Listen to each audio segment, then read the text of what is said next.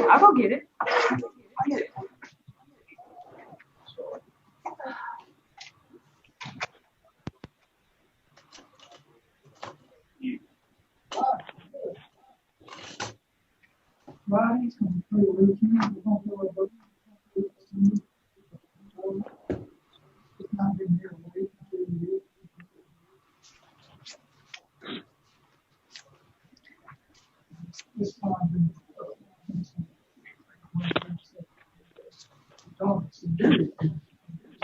Good morning, Chairman Matherly. Can you hear us okay?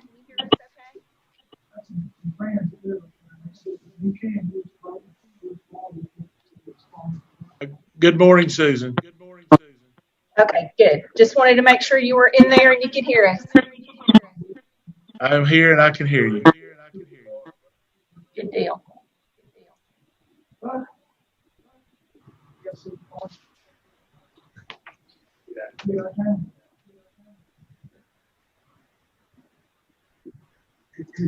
I was getting ready to say Mitch will be joining us from upstairs. Yeah. And here comes. So. Good.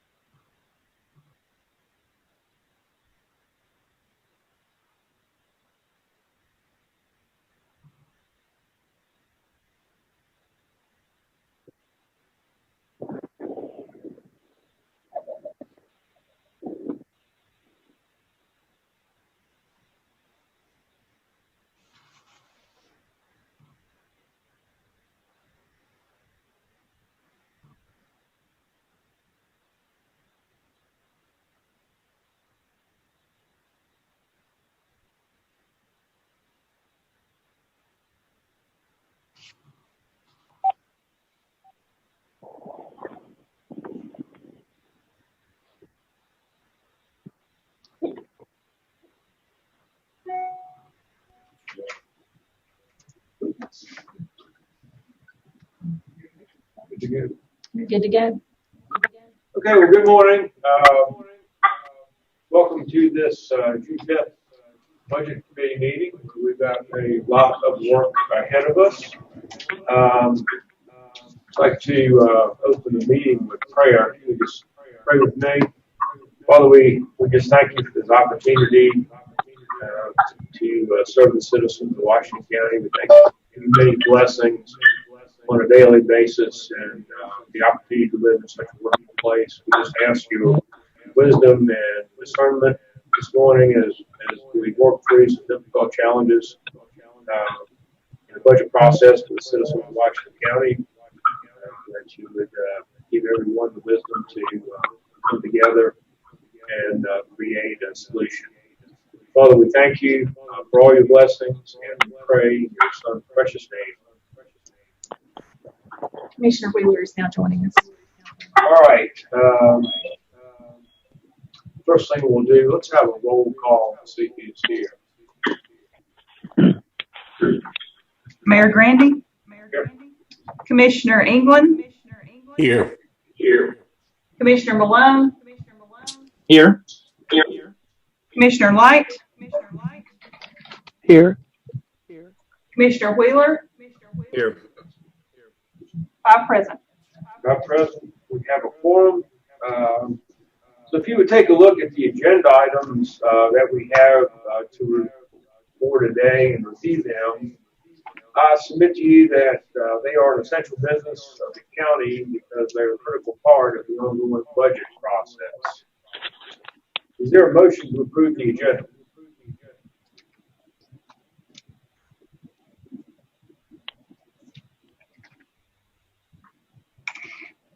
So moved. I have a proper motion to approve the agenda by Commissioner Malone. Is there a second? I second. Right. Second by Commissioner Light. Thank you. All those in favor of approving this agenda? We'll do this by roll call today. Mayor Grandy, Yes. Commissioner England, Yes. Commissioner Malone, Yes. Commissioner Light, Yes.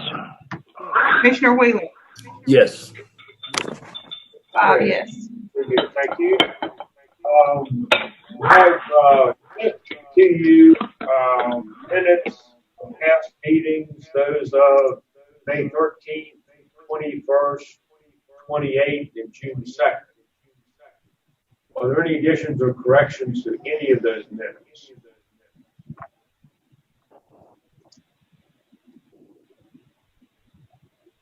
All right, hearing none, can I have a motion for approval? We'll just do them all together.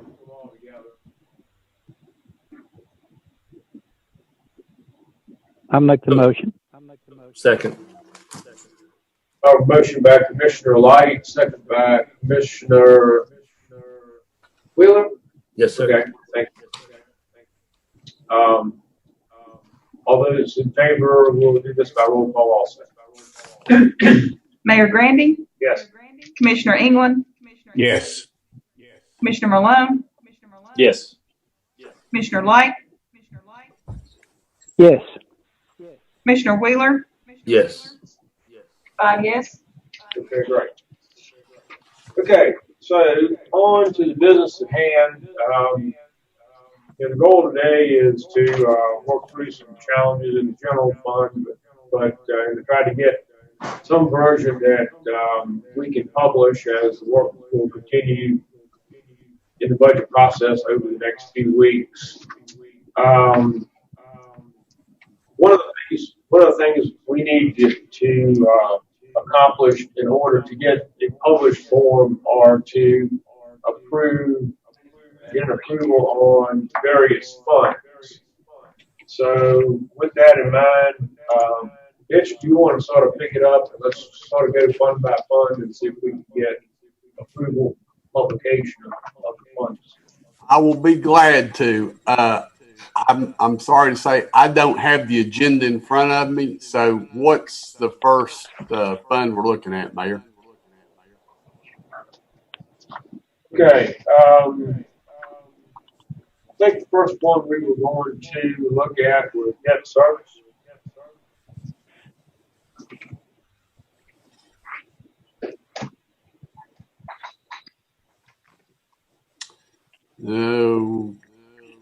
Okay. You all should have received an email yesterday with various funds.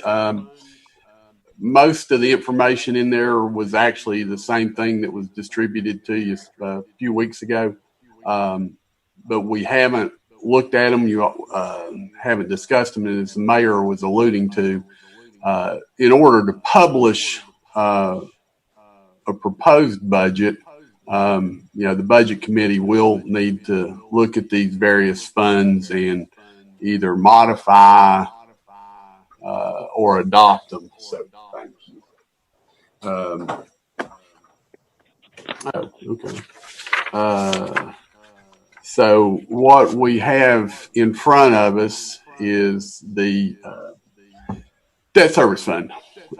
We have two. One's a general debt service fund. The second one is the rural debt service fund, which is essentially paid for by capital contributions in the BEP that flow to the schools, and we receive a $260,000 a year payment from the Board of Education to satisfy that debt, which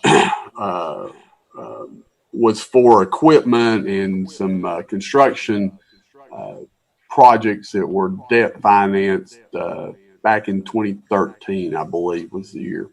But anyway, our current existing debt and where we will be as of the end of 2020, June 30th, is on your screen there. Hopefully you can all see it. But $150,560,000 will be our total outstanding debt. During the year ended June 30, 2020, we will have spent $483,950 in principal and in interest. $7,750,000 is principal and $5,733,000 is interest. Any questions on our outstanding debt as we're looking at this? As you can see, we've got various interest rates, anywhere from 1.7 to 5% on these bonds, and the bonds are made up, as you all know, debt service. Each of those series are made up of a series of bonds. Some of those bonds may carry interest at 2% and mature relatively soon. Some bonds may carry 5% and don't mature until 2037. So it's not like your traditional home mortgage. It's a series of $5,000 loans essentially in each bond issue. So, and the one that we are, that the schools are funding is this $2.6 million rural school bond issue that we made back in 2013.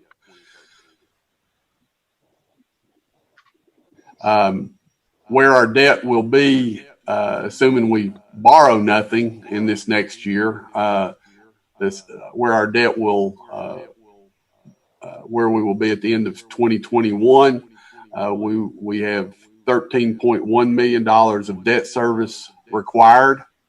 And of that, $7.775 million is principal reduction. So our debt will reduce from $150,560,000 to $142,835.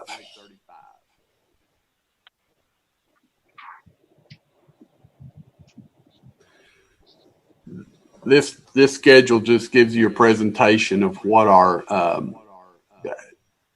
annually what our debt service requirements are.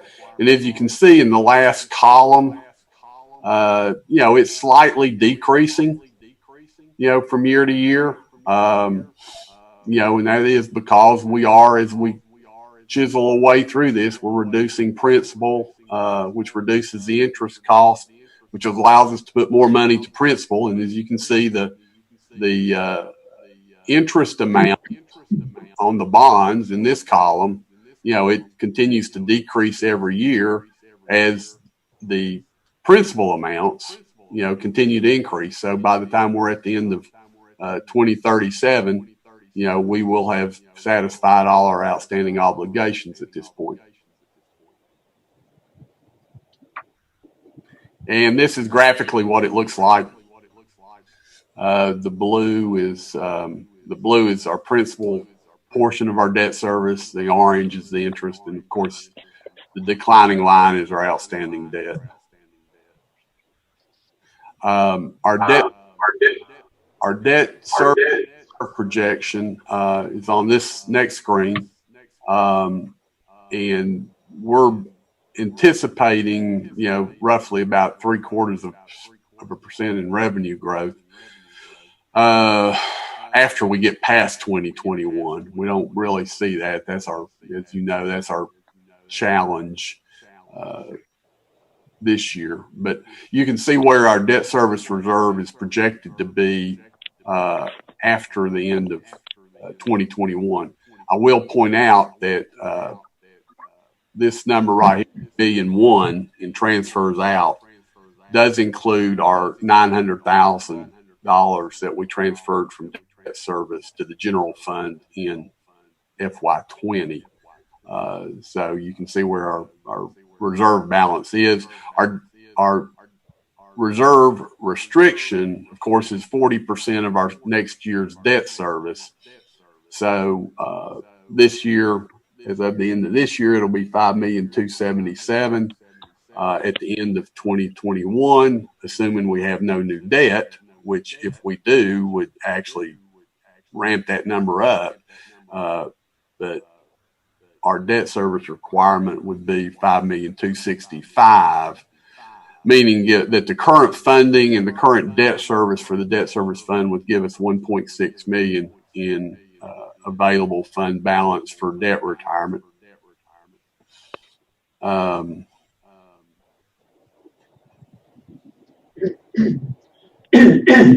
The rest of the information is just the individual lines. Our revenue projected current property tax revenue, which is based on the $325,000 per penny.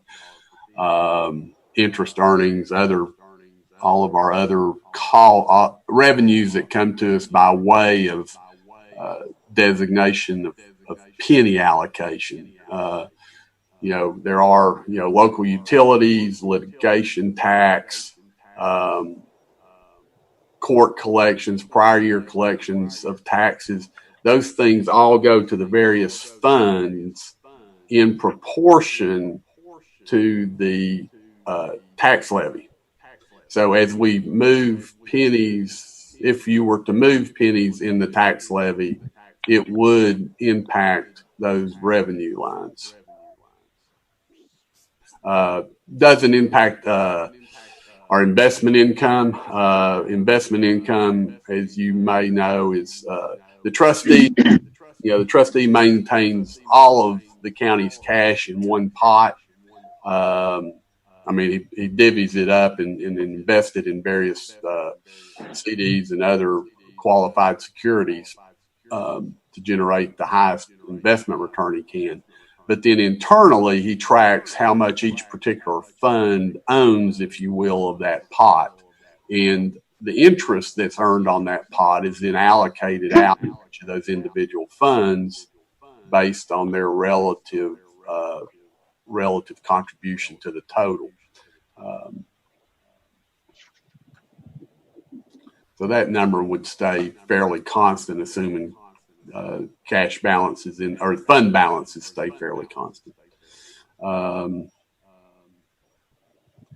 then, this is just a schedule of principal and interest within the different departments. These represent the various bond issues that we have.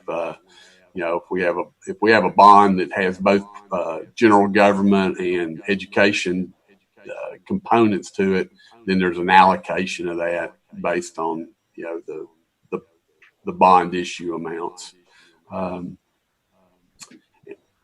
And the rural debt service, again, like I said, we have a $260,000 transfer in from the schools. Our principal and interest on that rural debt service bond for next year is going to be roughly $258,000. And I think, gentlemen, that brings us really to the end of the debt service funds. Questions, comments? Move to adopt something. Any questions on the debt service funds that Mitch has presented?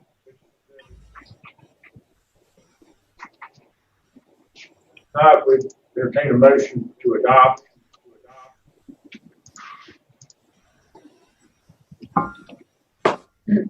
Hey, Mitch, a question. This one's relatively simple in terms of a fund, but in terms of adopting it, if we decide at some point that even though I personally don't want to, I'm afraid it's going to be necessary, but similar to last year, if we have a transfer from the debt service fund to the general fund, do we need to do that before we approve this fund, or can that come later?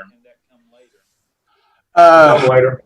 Yeah, I think it can come later. As the mayor said at the outset, the objective here is for you all to approve the numbers that you want to have published in the paper that gives notice to the taxpayers as to how their property tax dollars are going to be spent.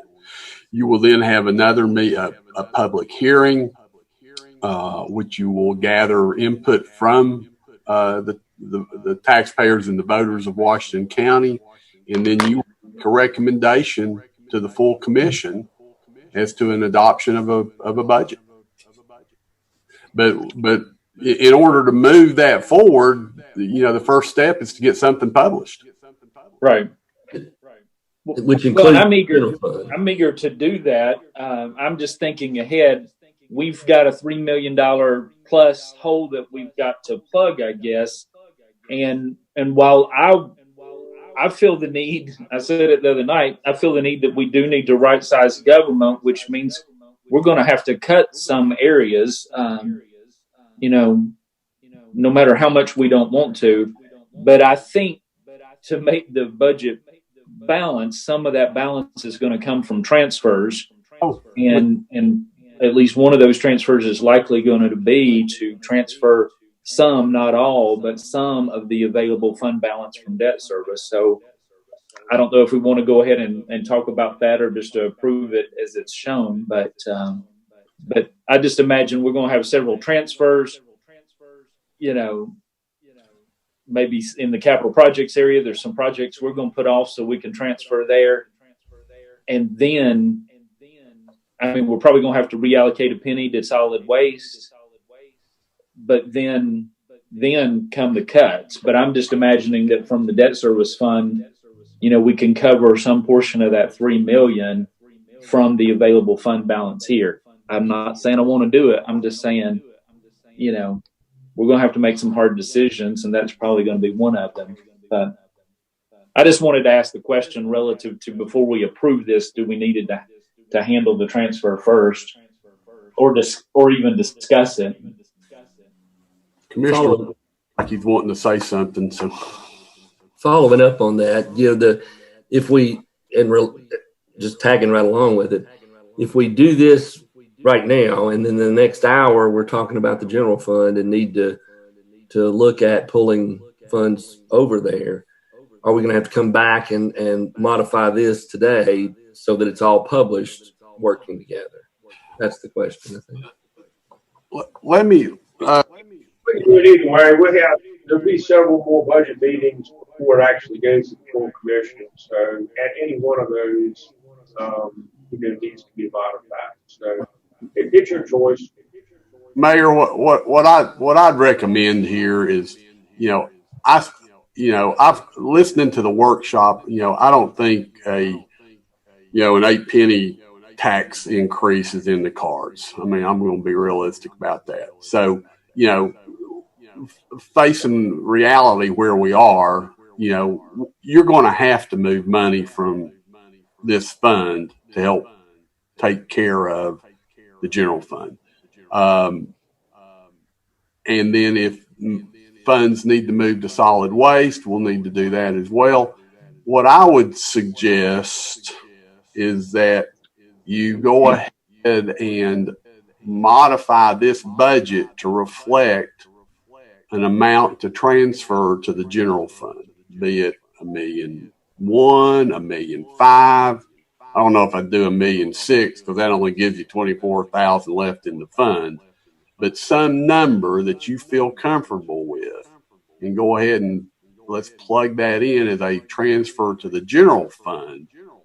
As we work through the general fund, that could then cascade to solid waste or others. What you're doing now, we need to be clear about this. We are not reallocating. The transfer is not a transfer of the fund balance.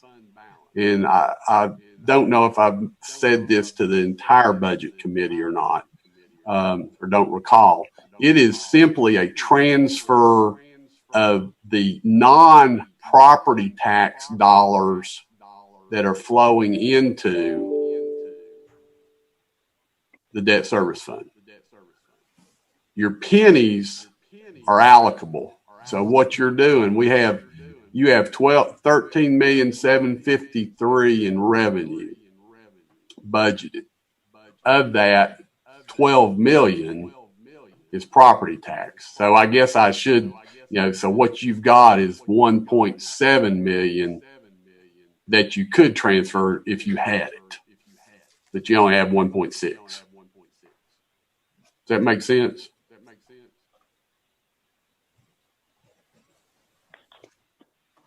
So, all right, with that commentary, do you want to set aside a certain amount of transfer initially and just prove it at a different level of reserve? We can do that.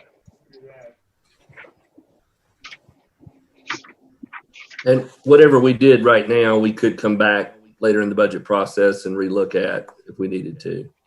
Definitely. And if the year, here's the other thing, if the year ends up being better than we expect and you don't have to transfer those funds, then you don't do it. I mean, you know, you're budgeting for it. So, I mean, that's my recommendation. I mean, that would be my suggestion.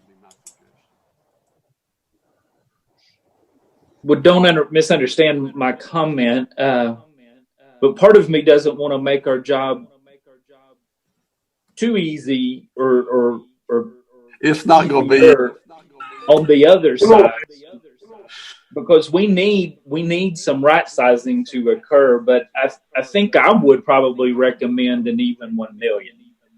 I know we could do more than that, but that covers roughly a third of the hole we've got to plug. But other members may have other ideas, but I'm thinking if we plug essentially a third of the hole from here, we got to go find the other 2/3 someplace else. But I think that's a real good starting point.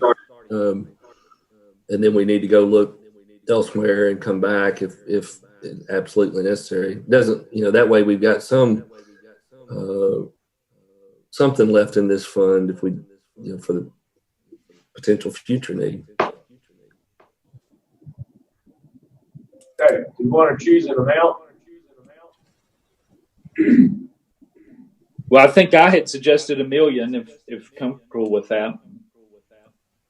Well, we will plug that in, and if you want to take action on the numbers as presented, including $1 million transfer into the debt service fund $1 million transfer out of the debt service fund, we'll put those numbers together and get them ready. Well, this may not be what the chair is looking for. I'm not sure. But with that, then, since it was my idea, I suppose I will propose that we approve the general debt service fund along with the rural debt service fund with the proposed $1 million transfer to the general fund if necessary. Okay, that's a proper motion. Is there a second? Second. Commissioner Wheeler with a second. Is that right? Yes, sir. Yes. Okay, roll call discussion. Roll call, please. Mayor Grandy, Yes. Commissioner England, Yes. Commissioner Malone, Yes. Commissioner Light, Yes. Commissioner Wheeler, Yes. 5 yes. Okay. The motion passes, and we will propose this debt service fund with $1 million transfer taken out of it. Rich, why don't we go ahead and hear from the schools? Dr. Flannery and Mr. Hale are here, rather than making them sit through the morning. Well, let me. It'll take less than 5 minutes, but let's do the drug control fund. It didn't have a cover page in your packet. So Sherry handed me the agenda packet. So we needed to look at that one. You all have not seen that. I'm getting ready to share it on the screen. It's probably the second, third page in your packets. And if I can get back to my share thing here, hang on.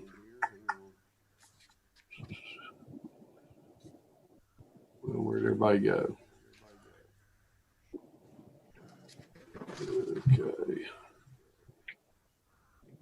Okay. This fund, which should be up on your screen now, hopefully. Can y'all see it? Okay. Yes. All right.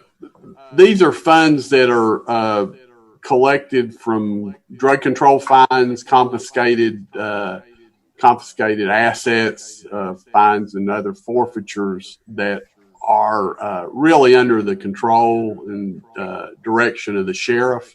But it is a fund that we are required to budget.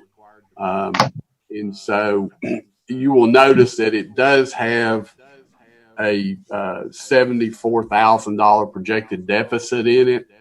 However, and forgive me, I don't have their current reserve, the current fund balance for this one. Yeah, I do. That will be funded out of the current reserve. These expenditures in this fund are all under, like I said, the direction and control of the sheriff. So it's really just an administrative function for you all to adopt and move this on to publication and then adoption by the commission. Any questions on this fund? Yeah, we're projecting it'll have a $410,000 balance in it as of the end of June of 2020.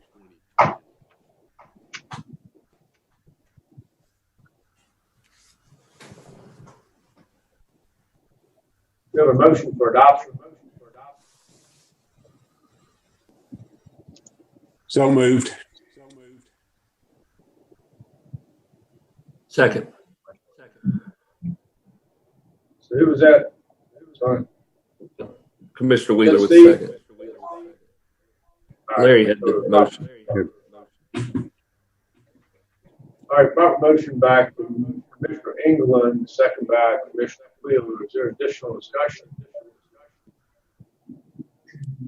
All those in favor, let's have a roll call. Mayor Grandy? Yes. Commissioner England? Yes. Commissioner Malone? Yes. Commissioner Light?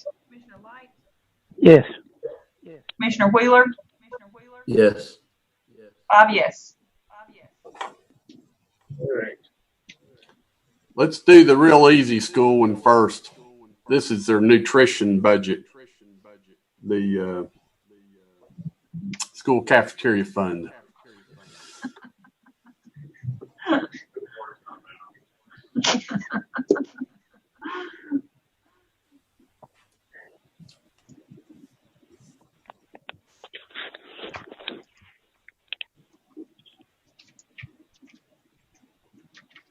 Brad, Dr. Flannery, either one of y'all want to chime in on anything here?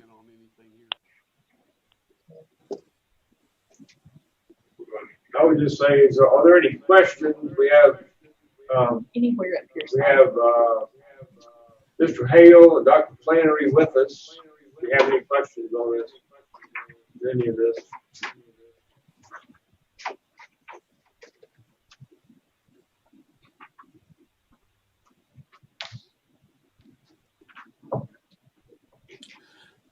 Brad, you might just want to touch on where you project your fund balances to be in this. I mean, what they see here is, of course, your $3.2 million revenue and 3.2 mil. You know, you've got a positive.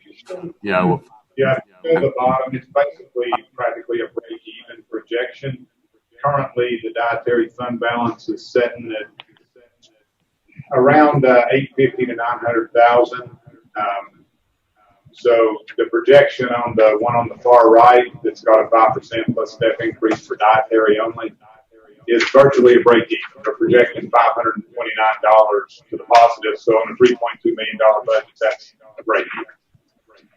No money from the county. It is self-funded, but it does require county commission approval since it is a fund of the school system.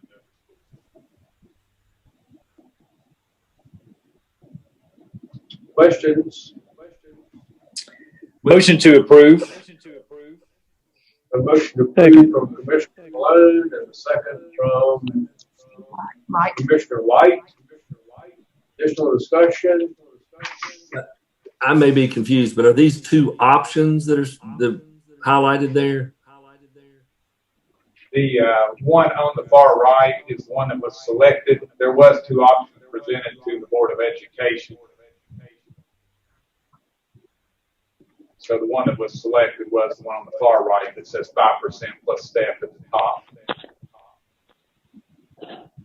So is that a 5%?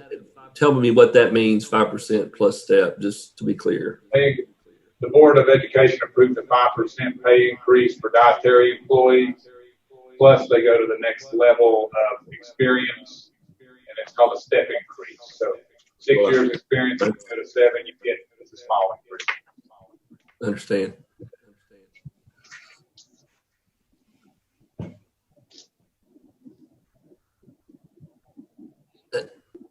I assume there's a, not having heard the discussion in the school board and with what we're looking at countywide as far as budget situation this year, I assume what was the discussion about the 5% increase in addition to the step increase? I mean, obviously, I know the money's in the fund, but as far as what was the discussion as far as the reason for that increase? That discussion actually started last year where the nutrition director brought a comparison of dietary employees in other school systems paid and compared it to the Washington County. And her argument was that really they needed a 10% increase to be competitive.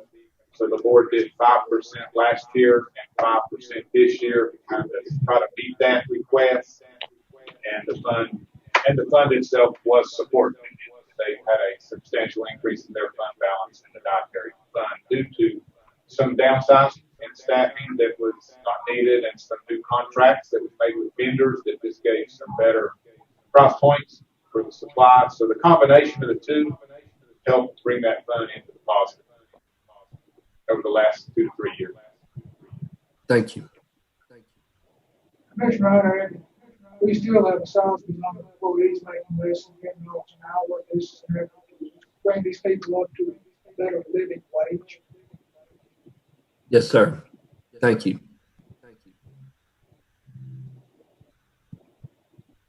Any additional discussion?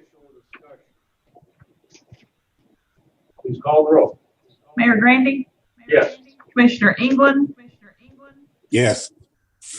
Commissioner Malone, Yes. Commissioner Light, Yes. Commissioner Wheeler, Yes. 5 yes.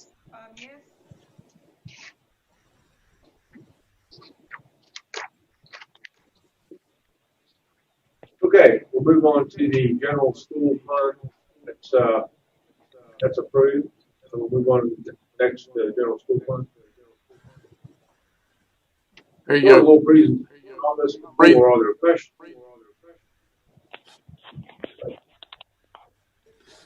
Brad, here's what you got. Okay. Typically, I start with the narrative, Mitch, versus the details. So if you have the one that Well, Washington summary. I don't, because essentially, they're going to thumbs up or thumbs down on your budget. Okay. Well, let me give you the highlights then. Is the general fund budget. The Board of Education voted to provide a 1% pay raise for the general and federal fund employees. The federal fund is a separate fund we'll talk about in a moment after this one. There is a list, a sheet that Mitch does not have that really gives a summary of what the additions were compared to last year, but I'm assuming he doesn't have that available. So I can go down that list and talk a little bit. But let me give you the summary first. Overall expense projection for the general fund, $74,123,304. The revenue projection for next year, and this includes all revenue sources. The BEP, of course, is from the state. That's around 52% of the revenue that the school system collects. The property and sales tax projection, which we kept identical. In fact, all of the local tax, local revenues, you'll see the totals the same for the county. So the county's obligation has not increased any in this budget.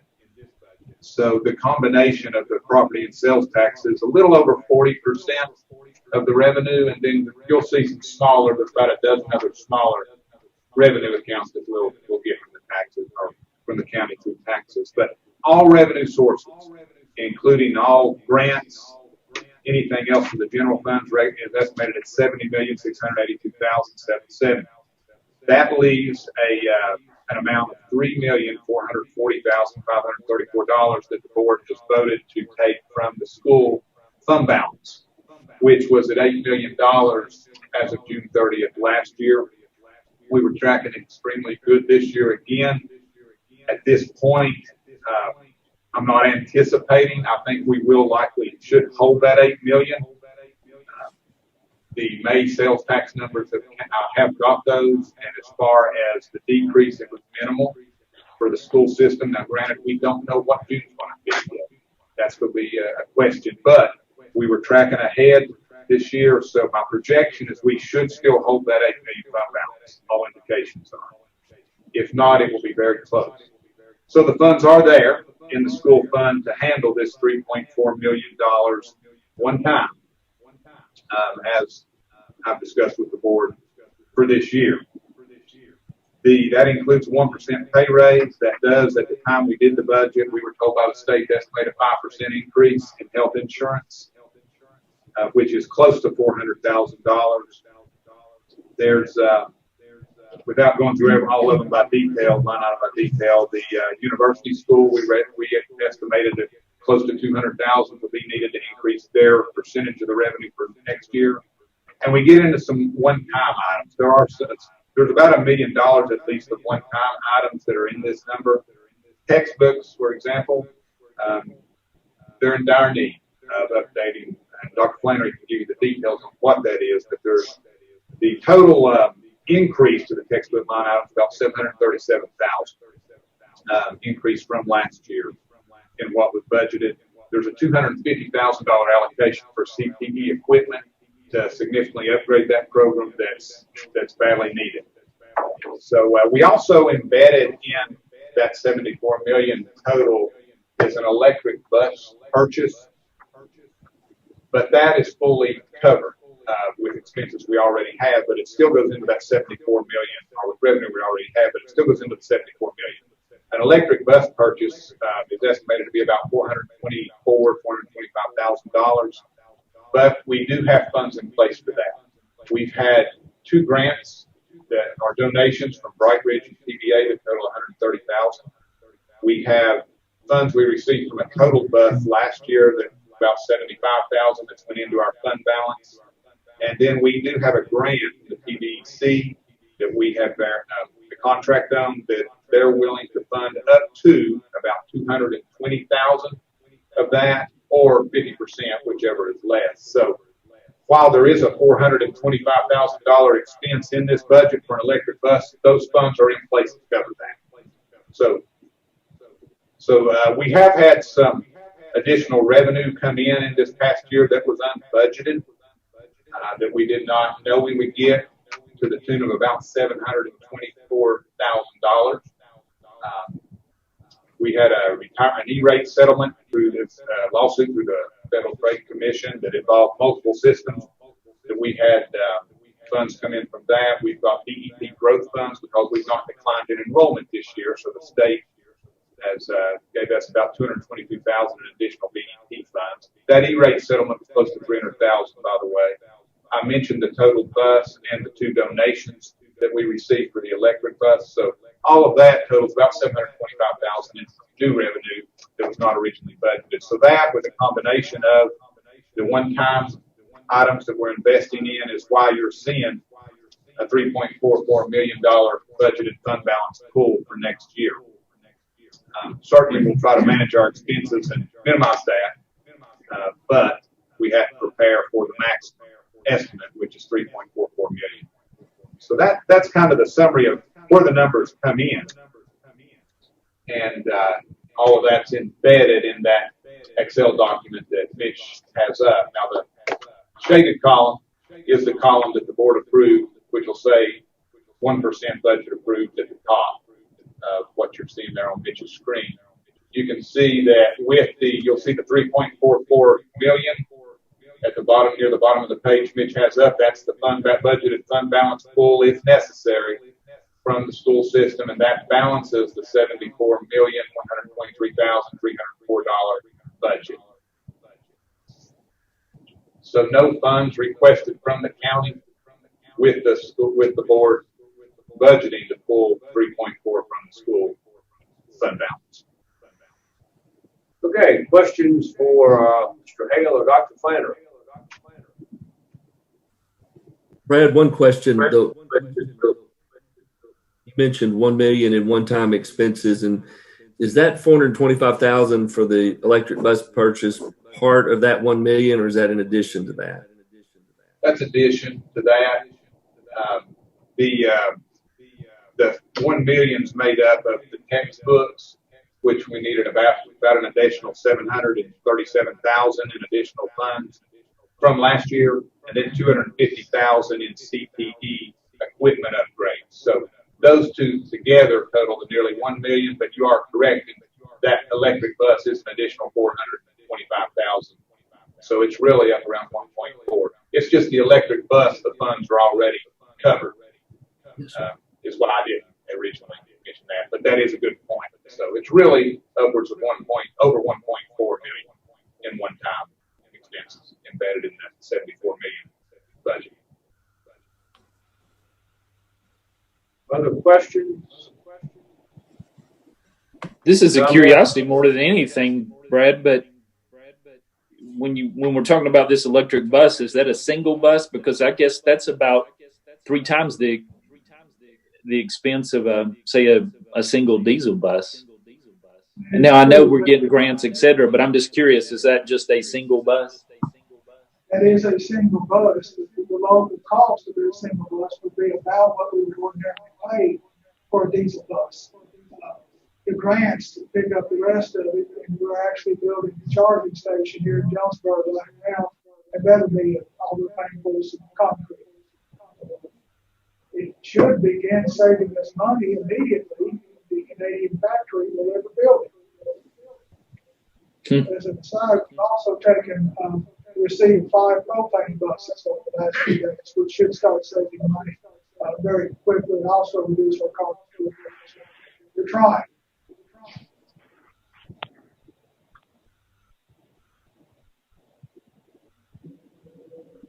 Mr. Light, did you have a question or a comment? No. Okay, sorry. All right, anybody else? I guess maybe for the director and for Mr. Hale, I'm not sure if the two of you were able to join the workshop Tuesday night, but there was some discussion, and maybe I may be off. I maybe didn't completely understand it, but there was some discussion about whether the maintenance of effort applied to the monies being transferred from the reserve funds. And as I interpreted it, the response was that the maintenance of effort does not apply to the monies, the one-time transfer occurring this year from the reserve fund. So I guess there is the concern about the budget going up to the $74 million level when it may have to come way back down next year. Any thoughts about that? I mean, I would hate to see the budget be 74 this year and have to come down to 71 or 70 next year. I don't even know if that's possible, but thoughts, feedback? And if I have misinterpreted the maintenance of effort issue, please let me know. I believe Commissioner Malone that the county attorney verified that we would not be subject to that maintenance of effort increase next year. Yes, that's the way I had understood it. Yeah. If it would be helpful to you, commissioners, and also for the Director of Schools, Director Flannery, I'll remind you that specifically the maintenance of effort is a function of the county dollars, and the dollars that the county appropriates in the final budget of the year preceding. So long as the county's budget appropriates the same amount of county dollars the subsequent year, then the maintenance of effort is met. And then specifically with respect to the use of dollars from the dedicated education fund, does that increase the maintenance of effort obligations? And the answer is no, because those are not county dollars. So Commissioner Malone, your recollection and impression from the other evening is correct. And I just think it's helpful with everyone in the room. At the same time, we do have the school, the information I've just shared with you at the request of one of you on this committee. I did reach out to the lawyer for the schools. And so if that's helpful, you're on the right track. And I just wanted to restate it so that everyone has the same understanding. Thank you. When again, my bigger question and concern is just, yes, the maintenance of effort, but the bigger question of potentially the system as a whole and the possibility that the budget may have to come way back down next year, because the county's obviously going to honor its maintenance of effort requirement, but the school system may not be able to make such a substantial transfer next year. And so how do we handle the school budget having to potentially go from 74 million down to something substantially less? And I guess that's my question and concern. Mr. Malone, the easiest way to do that is a reduction in workforce. That's far and away the largest section of our budget. So that's the first place you have to look at the budget dollars.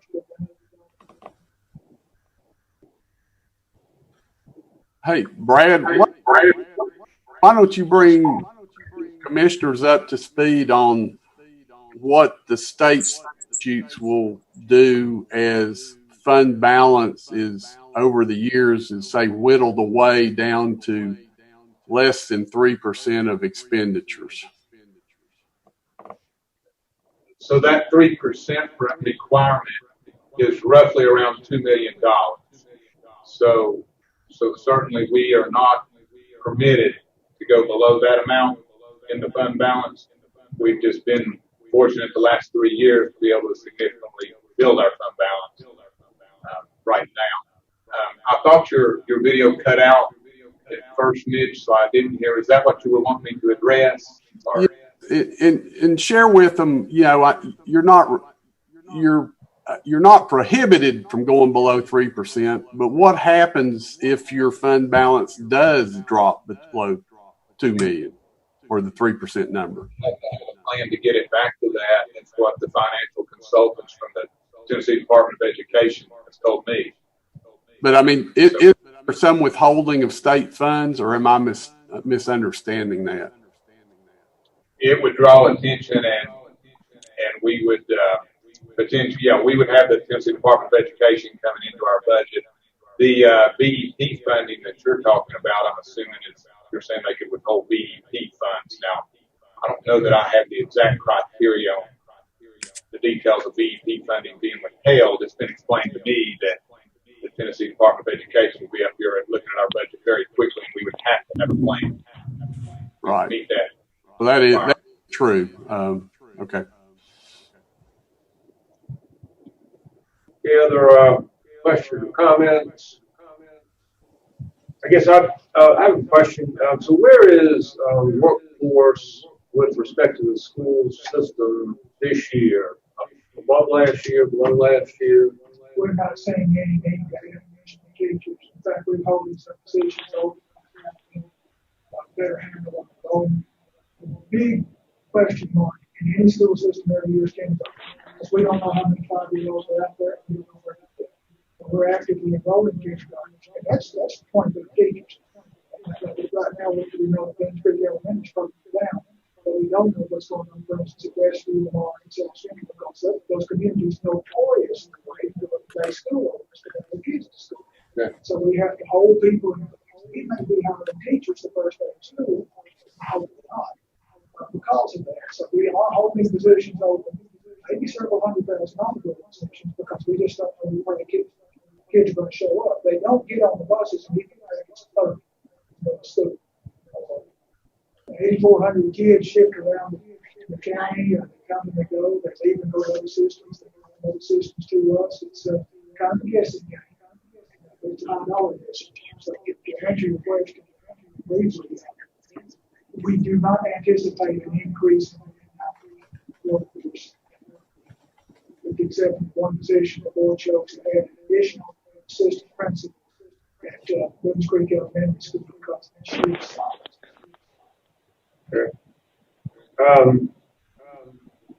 as I mentioned before, I share the same concern that Mr. Malone described. With around a 5% increase in total year over year, going from 70 million to 74 million, that's a big change. Now, with respect to the one-time items, I mean, we always seem to have some one-time items, so but we still are in the neighborhood of 1.2, 1.5 million in increases that will be reoccurring regardless. So, in a tough year, having a 5% budget increase gives me some concern. Even if you take out the one-time items, it's still 2.5, 2.7% increase. I'm going to support this budget, but hopefully you will operate as you have in the past and be frugal with the expenditures and return money to the general fund. Sometimes, most of the time you're able to do. So it's my comment. Anybody else? If not, we'll entertain a motion.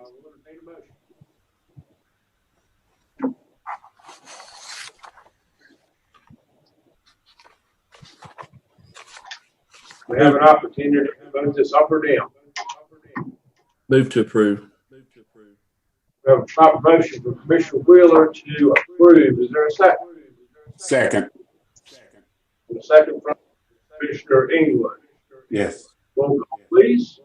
Mayor Grandy, Yes. Commissioner England, Yes.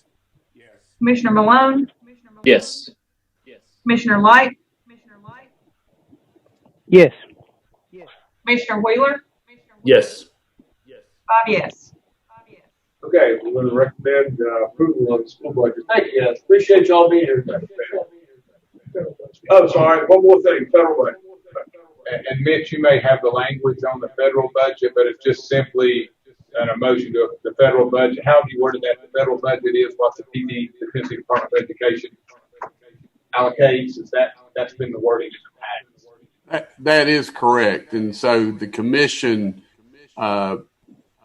budget committee, the plan is that the appropriation resolution will state that the federal funds, the federal project fund budget will be that budget as approved by the Tennessee Department of Education.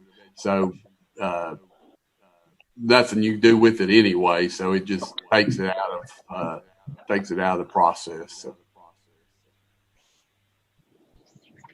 So I mean, there's really not action to take by unless you want to not do and approve or disapprove that budget. You certainly can have that prerogative.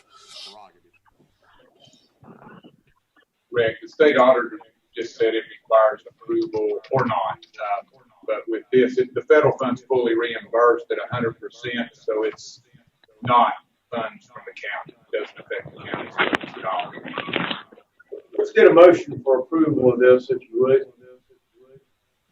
Move to approve. Second. Proper motion approval by Commissioner Wheeler, second by Commissioner Malone. Roll call, please. Mayor Grandy, Yes. Commissioner England, Yes. Commissioner Malone, Yes. Commissioner Light, Yes. Commissioner Wheeler, Yes. 5 yes. All right. You want to approve? Thank you, sir. Thank you all. Mitch, Rudy, what fund do you want to go to next? I think the next one in the packet was capital projects, Mr. Mayor. All right. We split those into education and general fund, so this must be general fund. And I believe we have, General fund. Commissioners, I believe we have reviewed this previously, so I really, unless you want me to go back through it, I was not going Let's do that. to. Let's do entertain questions if anybody has any. Nothing's changed on it, I don't think.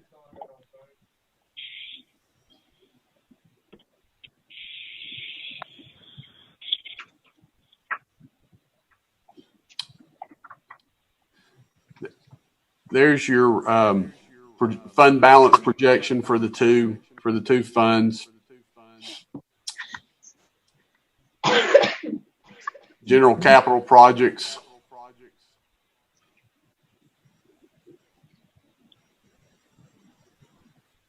$7.8 million of projects, $1.8 million of funding of current year revenue available. School projects, $6 million available revenue, $5.9 million of projected expenditures. I will point out, and I probably would have been good if Dr. Flannery and Brad had stuck around for a minute, but you know, where the HVAC issues come into play, hopefully those will last. You know, they can push those off another year. If not, you know, I know that's becoming kind of mission critical from just things I'm hearing from around the central office. So.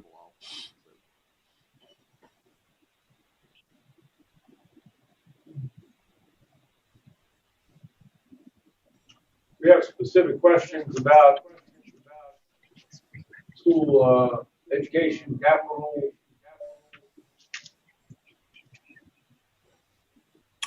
And I will, you know, I do want to clarify again that our process and your policy for your capital projects fund is that you may establish these budget numbers, but each of those individual projects do come back to the full commission for approval. So, you know, what we're doing is adopting essentially a roadmap, but if we decide to take Highway 36 instead of Interstate 26 to Kingsport, you know, we can do that, or you can do that.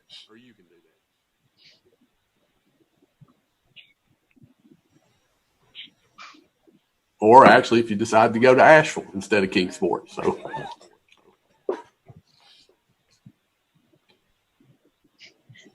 these are, you know, what you're doing is you're appropriating $7.8 million for general government projects.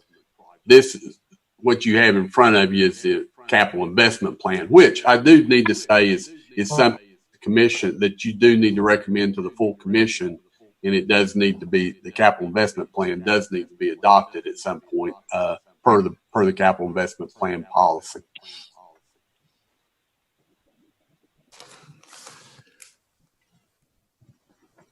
I think this goes back to what Commissioner Malone was saying earlier. It's a little difficult to do this without talking about the general fund and knowing what we've got to transfer and what we need to find. And I'm fine with what we have here right now, but I think it's subject to, we may need to come back and look at it. Well, Mr. Mayor, I think you could certainly defer discussion of this one till after we've talked about the general fund here in a few minutes. Commissioner Wheeler, do you want to do that with both general government and the school capital project? Yes, sir. I think so. I also need to let you know I have to leave today at 11. Yeah, I think we might be better served to come back to this after we've looked at, you know, where we're going to have to go with the general fund. That's the 800-pound gorilla in the room. Well, I guess while we're on it, I guess I have a question just specific to the capital funds, because I've wondered if either from one or both, we might need a transfer to the general fund again, just to help us balance. I still want to see. I think it's necessary that we have some cuts additionally, but I'm just thinking that we may have to transfer some dollars here from capital projects fund to general fund to get the balanced budget this year. But am I correct in that we're projecting in the capital in the general government capital projects fund, we're projecting the balance to be $1,286,000 at the end of the next fiscal year? And if that's the case, am I correct in saying that there would be some monies available there? I wouldn't want to use all of that. Might not even want to use half of it. But there's some monies there that we could potentially transfer to help plug the $3 million hole. Let me go back to the discussion we had right on the when we split them. Yeah. Okay. On the screen before you, yes, you've got at the beginning of this year, we've got projecting about $7.3 million in capital projects. At the end of next year, $1.2 million.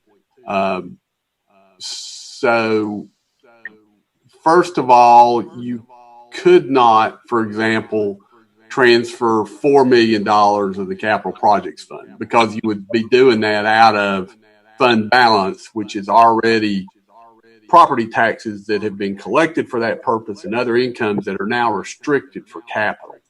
Right. It takes you back to how much of what it boils down to is how much of your current year revenue can you essentially transfer. Okay. And that would then be, as we scroll down through here, $846,000 out of the general government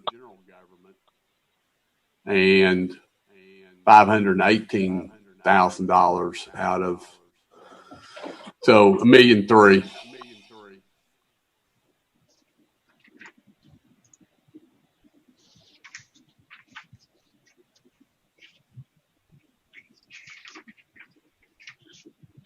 Which would essentially, take out, which would be your ending reserve, essentially.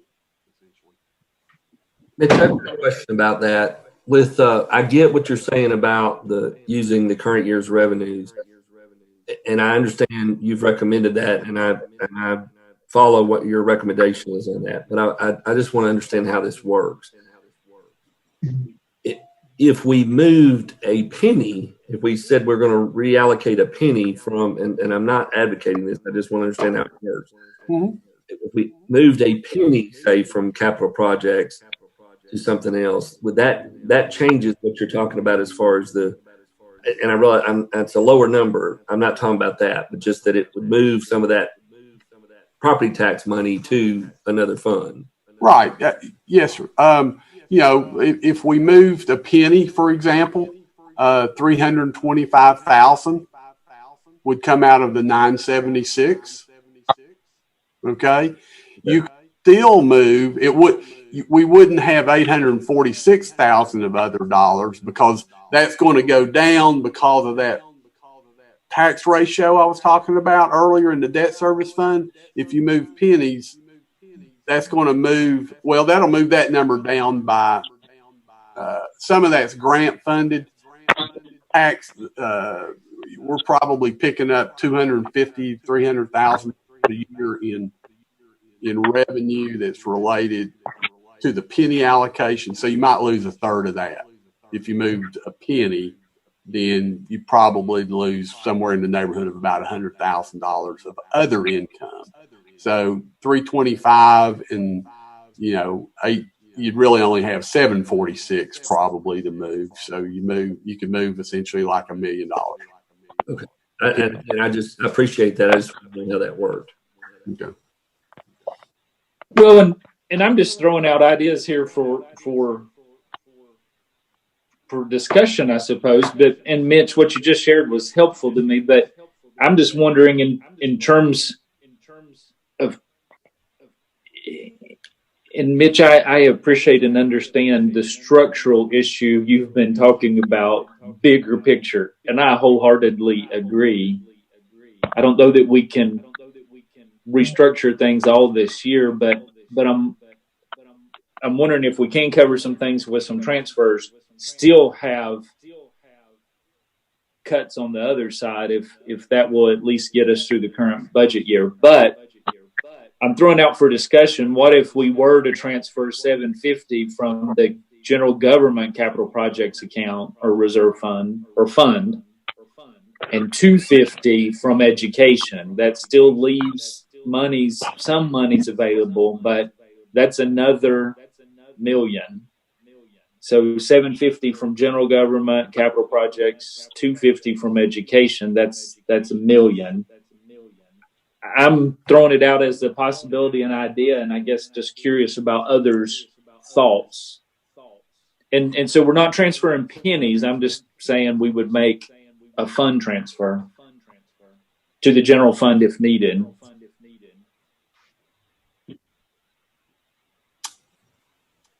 Did you have a question? I guess my question is, what do others think of that possibility or idea? And Mitch, you may, and it won't hurt me at all, you may shoot holes in the idea, saying, well, you could do that, but here's why you don't want to. But I guess I'm curious about the other budget committee members' thoughts on that idea.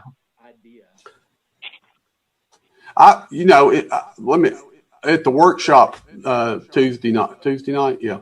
I think I commented on that. I believe it was in the workshop. Is that the whole purpose of the Capital Projects Fund was to provide a steady, recurring, reliable stream of funds to take care of the massive amount, the $160 million worth of assets that we have, and provide an amount to be able to fund that.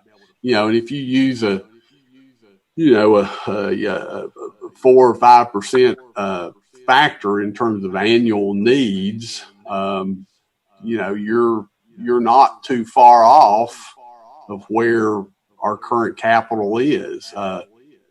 And also for future, for future growth. For future construction needs. So future investments, yeah. Investments, yes, sir. Although our good banker friends, would certainly, we certainly could debt finance any of those items, and it is cash flow. So.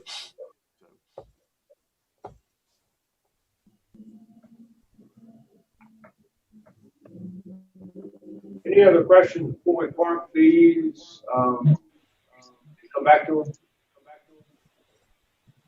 Okay.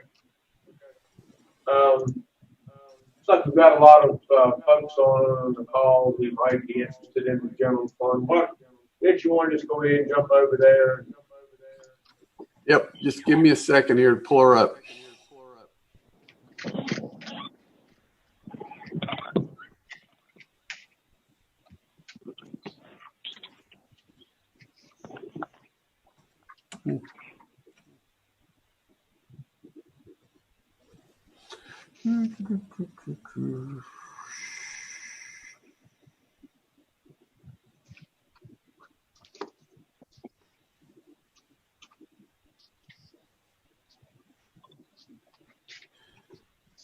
First thing I'm going to pull up is just the revenue budget for the general fund, just to kind of walk through that real quick and give everybody an idea of where we are. Which you should now have that in front of you. Our local taxes, we factored in, like a reduction in and of course, remember, these are changes from FY20 budget, not from actual. So I want to reiterate, the fact that we don't anticipate our collections in property taxes to decrease. We are just simply comparing a FY20 budget number, which was based on $328,000 per penny, to which actually turned out to be $325,000 per penny, and I'm fairly confident that next Wednesday, when you have your regular budget committee meeting, we will have the May financials, and our projections of where our current property tax will be for the current year. And I think that you will see that we will be slightly below budget in that regard. So anyway, from a budgetary standpoint, we do have a reduction in our budgeted taxes. We've taken the liberty of reducing, because of the COVID impact, those taxes that are business related. For the most part, you will see we do have a slight increase in our wholesale beer tax. Two reasons for that is one, that we really have been slightly under budgeted in that in prior years. So we are actually ramping that up to actual. And when recessions occur, people tend to, the liquor and beer industry seem to do okay. So, we feel confident that that'll move northward. Court collections of prior taxes, as I mentioned, I think in a previous meeting, we had 2 property tax sales this year. That's where we were budgeting a couple of $100,000.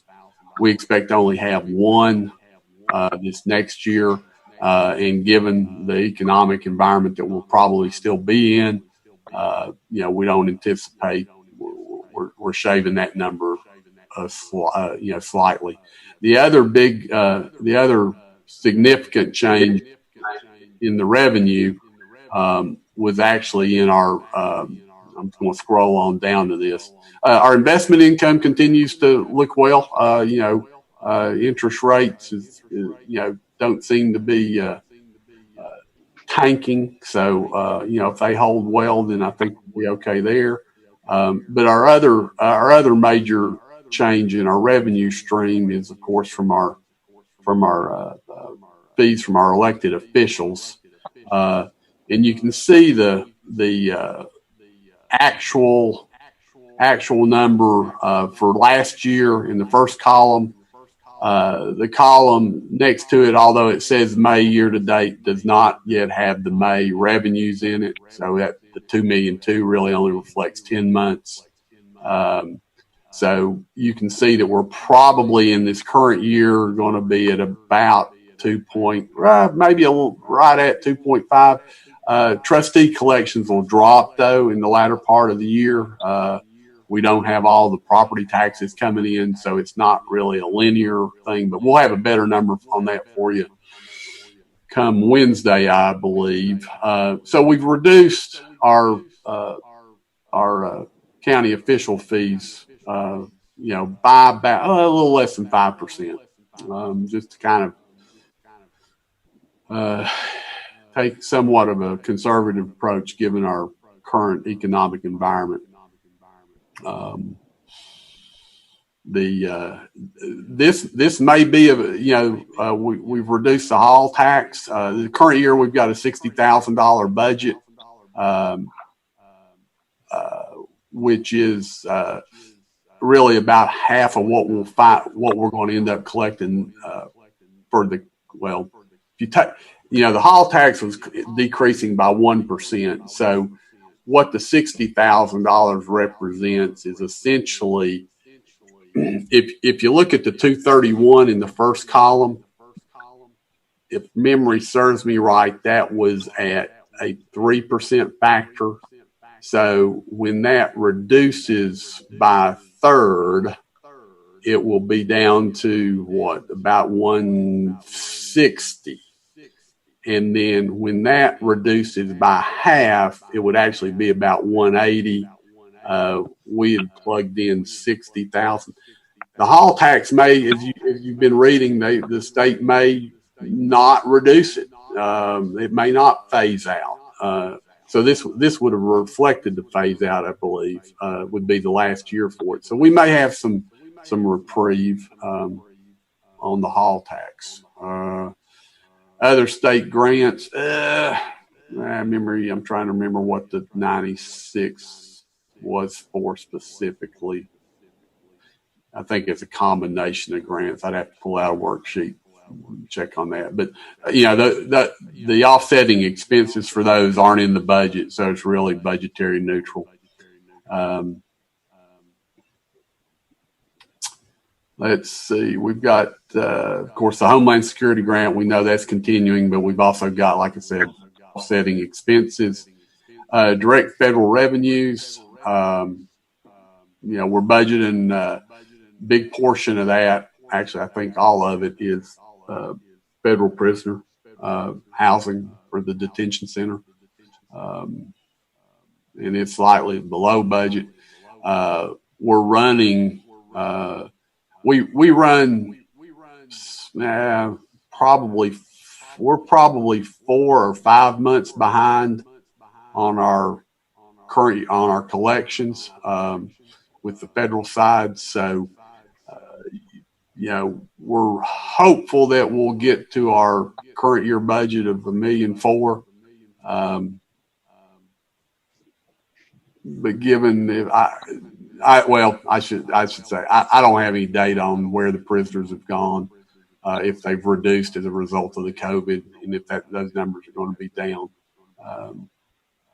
But we've reduced the federal and the state prisoner board to the amounts that our sheriff's department has suggested we use. And so that brings us down to a total of $40.1 million of projected revenue, or use of restricted reserves, as in the case of the ETSU Performing Arts.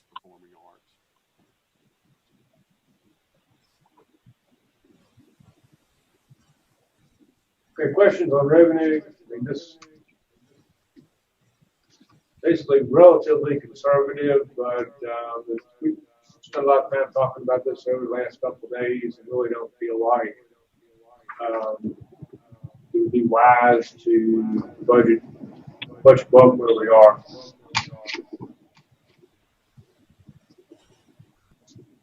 And Mitch, move forward. All right. Let's jump into and I can pull up other previous screens or documents that we've looked at before.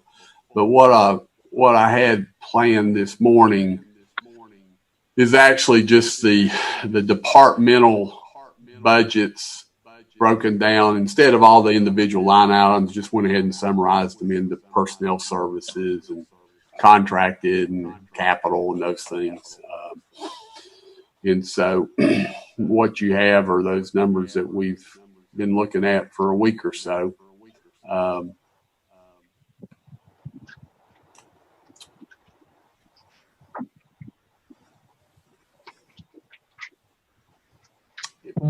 Most of the departments, certainly have worked at, reducing their 20 to 21 budgets, as well as the request. What you see on the screen, I guess I'll refresh your memory on this.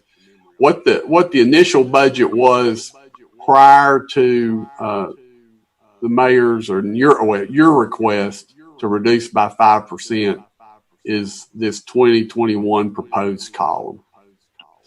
The officials change column is what the budget actually ended up being as compared to the proposed column. Let me get my little pointer here. So this column, this column minus the 2021 proposed column is what gives rise to that reduction. So, for example, the mayor adjustments to his, which brought him down to $109,000 in his budget from what was initially proposed of $116,000. So he reduced the departmental budget by $6,700 as compared to the current year budget, FY20. He's almost $9,700 below his current year budget. And so as you look down through each of the departments, and Board of Equalization, as you all know, that was because we reduced by one, by the month of July. excuse me, I'm saying mayor up here, but actually the commission. My bad. The mayor, reduced his budget $4,900 from what was initially proposed, but there is a $2,000 increase, which is commendable considering that we have a 2% salary increase in here for his employees in his office, as well as the statutory increase in official salary, which all pull it together and you total $5,800. So, you have essentially a $4,000 reduction in operating expenses outside of salaries and benefits. And that same concept will hold through to all the departments. The election commission, I'll skip the county attorney. Of course, we've got the project or the plan or the budget numbers reflect, adding a paralegal or an assistant, and adjusting and making an adjustment to the county attorney's compensation as we reduce those contracted services that we were previously paying for. Net impact, of course, is a $12,000 increase in year-over-year budget. And that also includes the legal services, of course, for the environmental court. Election commission, their total ask was $888,000. They were actually able to reduce that by 20, but they are still $230,000 over their prior year budget. And I would, remind you, as I know we're looking for places to reduce spending, is you are only required to fund them, to provide funding to them in an amount equal to the last year that they had 2 elections, which would be the 2018-19 number. So your maintenance of effort for the election commission would be, to meet that, you would have to fund at least $727,850.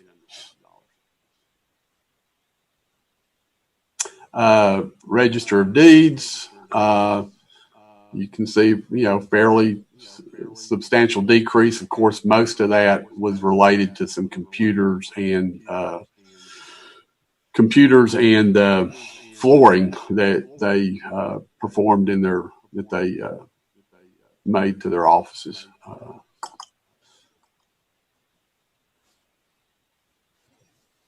Codes compliance, major impacts there is Codes actually purchased a vehicle last year, as well as that's where the environmental cleanup was funded, approximately $35,000. Their vehicle, and I think actually primarily a vehicle in their capital outlay. I think there may have been some data processing equipment there. So you had a $62,000 in one-time expenses that aren't there. So they've actually got a slight increase in their operating expenses. Some of that is attributable to some office supplies and stuff that were previously being paid for by our outside attorney to handle the filing of court documents and stuff as it relates to environmental cleanup. Environmental cleanup, Mr. Francis' salary and his operational costs are included as part of Codes compliance. County buildings, slight increase in operational expenses. Nothing unusual or significant. Keep trying to push down the cost of rugs and cleaning. Cintas, of course, our janitorial service is all in-house. That personnel cost is included down in general and administrative, at least for the courthouse, and archives and the libraries. We provide janitorial support for them. Reservation of records, of course, this number, the 241,000 balances with Mr. Irwin's revenues that we're receiving in archives. So as that number moves up or down, it's backfilled with any shortfall through the archives. If there is any excess, it goes into archives reserves, not to the unrestricted reserves. So it's for your unrestricted fund balance, it's a neutral item. Accounts and budget, talked some about that at the commission meeting. And the increases there have to do with, primarily with related to health insurance numbers, right? I think we had one employee move from a single family, which creates some additional insurance costs. And we haven't yet, I need to mention this, should have mentioned this at the outset. And I've been saying this, and hopefully we'll have the numbers by Wednesday, but health insurance numbers may move around somewhat once we've gotten the final information on open enrollment and where people sit, whether they're family or individual coverage, but should not be more than the 100. I think we had about $130,000 or $150,000 of projected additional health insurance cost due to new employees and changes. So hopefully that won't move that number in total very much. Purchasing stays fairly stable from year to year. The assessor's office reappraisal. We've got a slight increase from this last year, year-over-year budget from 621 to 24, but we did reduce. I believe Scott did take out a car that he had planned in his budget. Trustee, I will tell you that Trustee Story does a wonderful job as far as I'm concerned, and I think the mayor too, in terms of trying to reduce his numbers. You can see he actually reduced some personnel cost, as a couple of our other departments did, from what was currently asked or what was currently proposed. Then we get into the clerks and the courts departments. The judges, of course, those are statutorily increased salary numbers. The reason you see a reduction is because we did have a $35,000 position budgeted for the general sessions judges that is not in the current budget. It didn't drop by $35,000 because you have statutory increases for those session judge positions.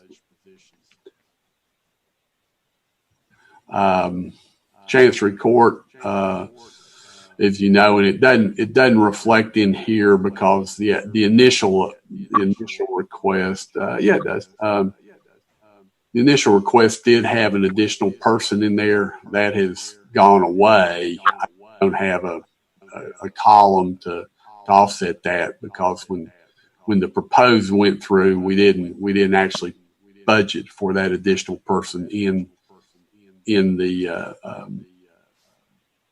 chancellor's office, and so. But even given that, Sarah was able to reduce her personnel costs by 2%. We are slightly above, last year in a year-over-year budget. So. And she actually took, and I guess I think you all know this, but she actually did propose taking the 2% out for her employees. What you see there predominantly reflects the official, the statutory official salary change, which is hers, and not her rank and file employees.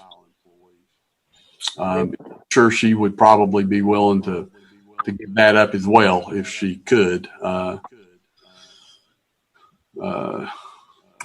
Mitch. Yep. I would. Hi, Sarah. Hello. Taken out of school and properly categorized most of that. No, you did great. Thank you. Yes. Does her numbers for the 2021 budget now have the 2% out? It is out. Yes, sir. Okay, and all the others, do all the others have it in? I think I had one department that reduced it slightly because they had one employee that they didn't want to apply that 2% to. But yes, for the most part, it is on all the rest of them. Okay, thank you. Yep.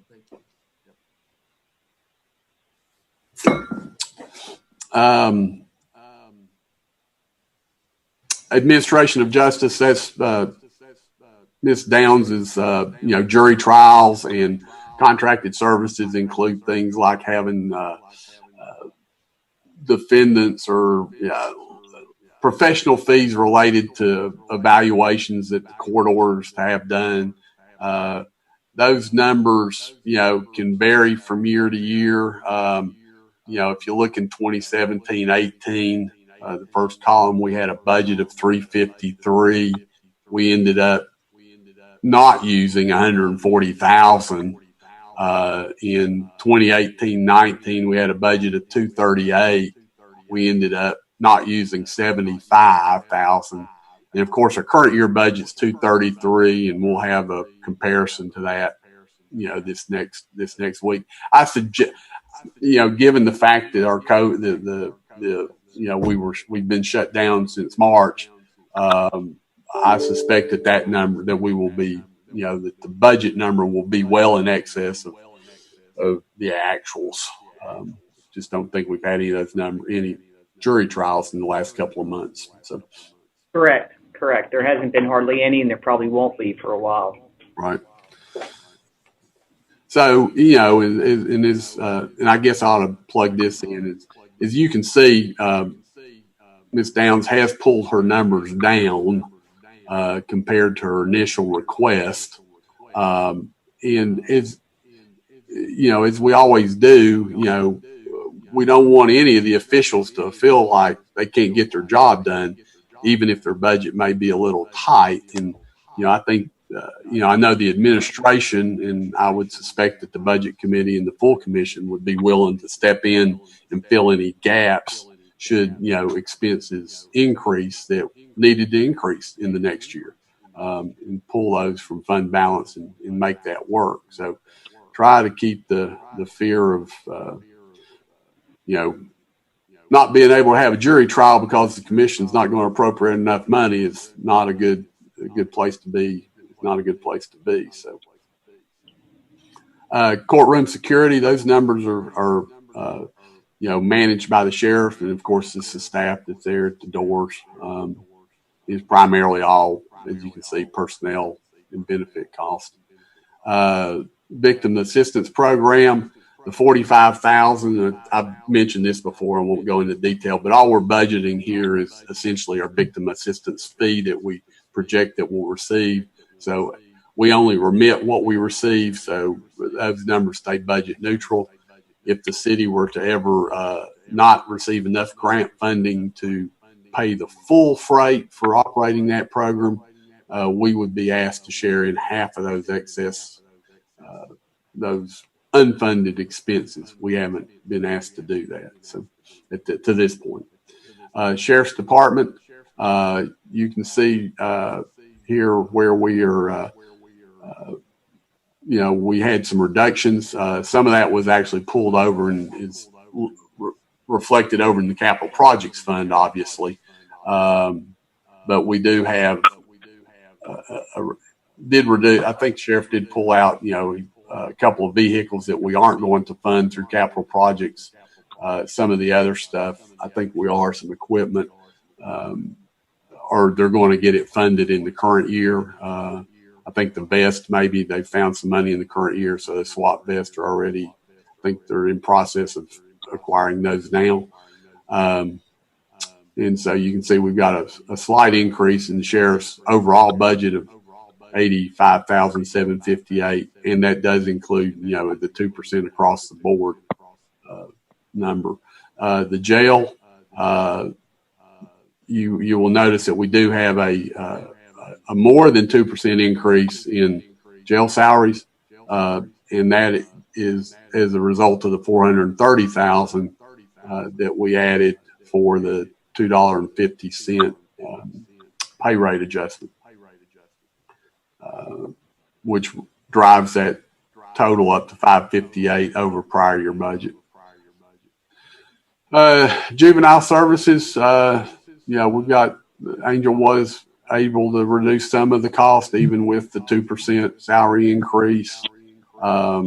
EMA, those things, that's going to be funded. We share those costs with Johnson City. We also have some grant money coming in to offset that, but we are looking at a $295 reduction from last year's EMA budget. Rescue Squad, that's the Fall Branch. That's your contribution to the Fall Branch first responders. Other emergency management, this is a Homeland Security grant, which you saw earlier up in the revenue side.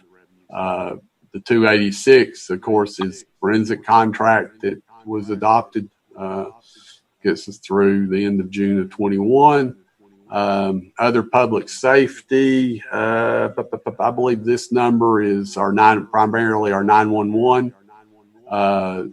The salaries in there is we have a safety officer within the county who receives a stipend to serve in that role. That's what that compensation represents.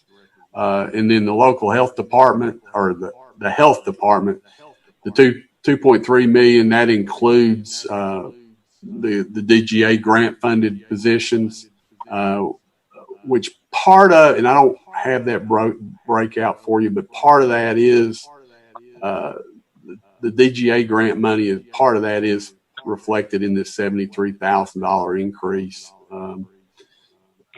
Increase in benefits is really just getting the health insurance trued up over there.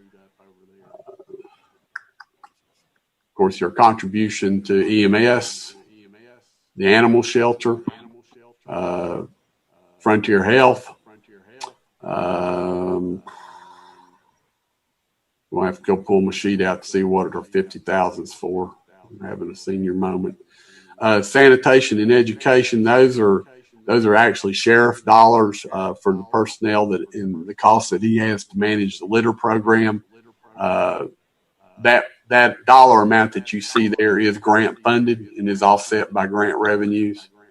The rest of that person's salary is actually reflected up in the sheriff's salary numbers and benefits. Other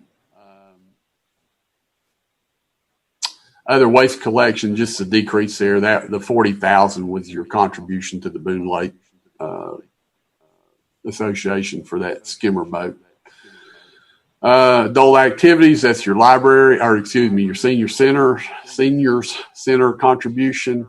Of course, your libraries, which includes the contributions to the Johnson City. And we'll get to these special appropriations after we get through all this, but that includes your Johnson City and Imagination Library contributions.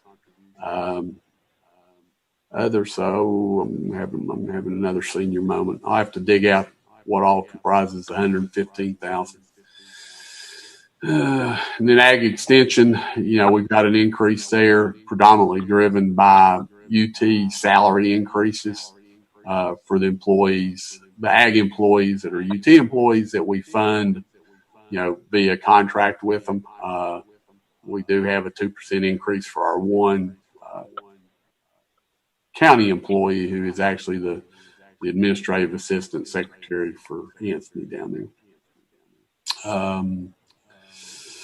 Contribution to the Forest Service, soil conservation, Roy Gillis's operation, stormwater management, which is our stream sampling, which we we'll be contracting that out. They're hopeful that they'll be able to get it done for less than $37.5. They're working on it. Ultimately, that'll go to where we're doing probably somewhere in the neighborhood of about 120,000 every 4 years. It's the plan is that we'll stop sampling annually, but just do it all in 1 year, contract it out, and be done with it. And I think that's what Chris Pape is recommending. The agricultural, that's your contribution for the cattle, the ag appreciation dinner. Tourism is the contribution to Northeast State Tourism. Other economic community development numbers, that's going to include our contribution to NetRep, Economic Development Council, and then predominantly the TIF payment, the JCDA, the payment to the TIF.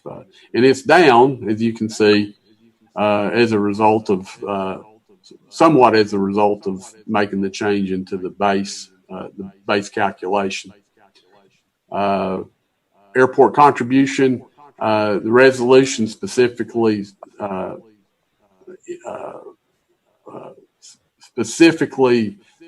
allotted $559,000 to prepay our debt service on the Aerospace Park. That's that number there.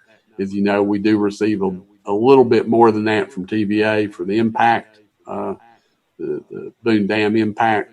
The $17,000 is the foreign trade zone contribution. And then we get to the last page. We have Mr. Story, who we contract with to provide veteran services. Slight increase, roughly about a 5% increase in contracted services there. Of course, as you know, he has been requesting an additional person to help him meet the demands of his office, which we took out early on. And then we always we have some employee benefits, which is workers comp claims. We self-insure for those. Unemployment. We self-insure for unemployment, which is sitting in part of those benefit numbers. And speaking of employee benefits, I'll share one thing that I got from our employee benefits coordinator, Michelle, actually either late last night or this morning. You fund about $10,000 in gym reimbursement as part of your health plan. While that is certainly important in driving our employees to maintain better health, Ms. Stewart isn't firmly attached to that. And if that were something that needed to, go by the wayside to help balance the budget, that's what she offered that up. So I wanted to share that with you. I think it's a good program. It does get folks into the gym. It's not expensive, and it encourages people to maintain a healthy lifestyle. So anyway, all right, I've spoken too long because Commissioner Wheeler needs to get out of here in about 14 minutes. My apologies. Okay, so all of that, when you compare it to our revenue of $40,109,000, leaves us with that gap that we've been dealing with of $3.1 million or so. So, but we have a number of the elected officials on the call this morning who can speak. So maybe one of the things that on the heels of Monday night's meeting, we asked them to do was to go back and reconsider and try to create some more cuts. Anybody has anything they need to talk about in changes, maybe this would be a good time to hear from them. Otherwise, Budget committee, where do you want to start?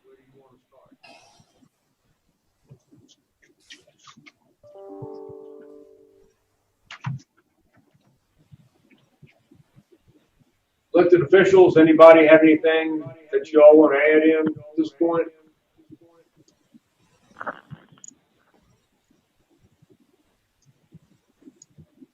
Solid group this morning. Mr. Mayor, if you will, I might just, no, somebody go ahead. It's me. It's Sarah.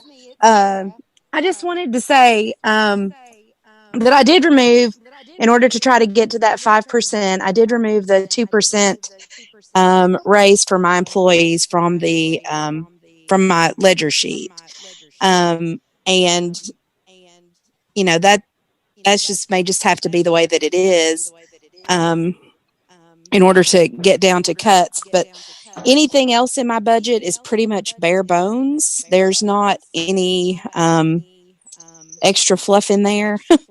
I do have my biggest expense besides personnel is my document management services that I have to use, eGov and CourtView. Those are contracted services, and there is a $40,000 expense that's in there for tax sale purposes to run the ads for the tax sale and to pay Scotty Carrier and other individuals to do service process on that. So if there's any other questions you all have about anything that's in my budget, I'd be happy to answer any questions. I just kind of wanted to defend it just a little bit. Thank you, Sarah. Commissioner Malone, we're getting ready to speak. Well, I was perhaps just going to confirm some big picture numbers with the finance director, and just again thinking big picture. But if I do the math correctly based on what you've shown us today, and I've adjusted the printouts I have, the whole is now 3,103,000, basically 3,103. That is correct. Okay, if we have covered of that $3.1 million hole, if we're transferring $1 million from debt service, we're down to 2.1. I had thrown out the idea of $1 million from capital projects just to transfer. That gets us down to 1.1. Then, and I'm just talking big picture numbers, but if we take that 1.1 and subtract from it the pay raises. Now, I would like to see the employees get a pay raise, but somebody sent me a text even while we've been on here and basically said most private sector is not going to get a pay raise this year. And so it's somebody that I was surprised maybe they are listening, but in a year when we're talking about the possibility of personnel cuts and we're weighing that out, do we want to cut personnel or do we want to give those that remain a raise? Well, I'd say we want to give everybody a raise and don't cut anybody, but that's probably not realistic this year. So, and again, I'm in favor of pay raises, but, which is the lesser evil, I suppose. So from the 1.1, Mitch, is the pay raise about $325,000, roughly a penny? It is, but then you also have some salary investments and some additional positions that we're picking up. You might even just, and I was going to, food for thought, essentially hold the thing where it was from last year. And I don't know if you could actually, the officials will probably all fire arrows at me, but I don't know if the commission, I know it's statutory, but if you don't budget for it, do you just freeze everybody, what they were in FY 2020, period?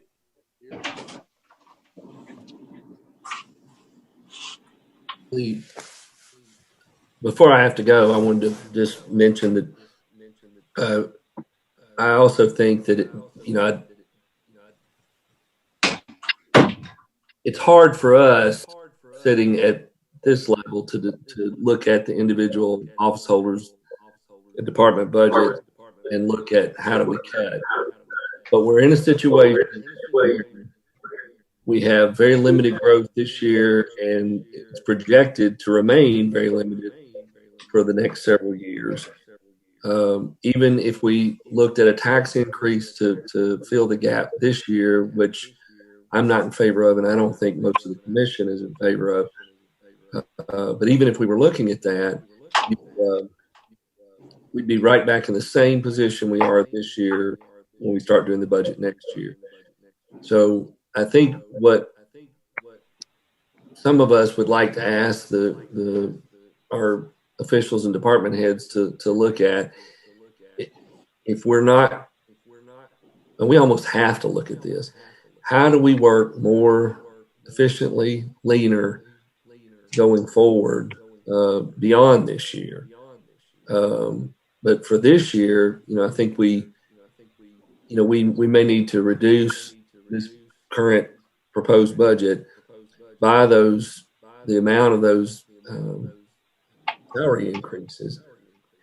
But I would go back and say I would think that the budget committee would welcome the officials the opportunity to look at their budgets and see where they can be leaner, no matter where that is, to find ways to be leaner, so that they can still give those raises. And if I think if a department does that, or an elected official does that, that we ought to be okay with the idea that they've found it somewhere else and are able to do their department increases if they, and that includes personnel. I mean, we're just at a point where, one of our largest employers in Washington County has just gone through a massive reorganizing of their company and made some hard decisions in order to survive. They're a global company, but they're not the only ones. The state of Tennessee is doing that.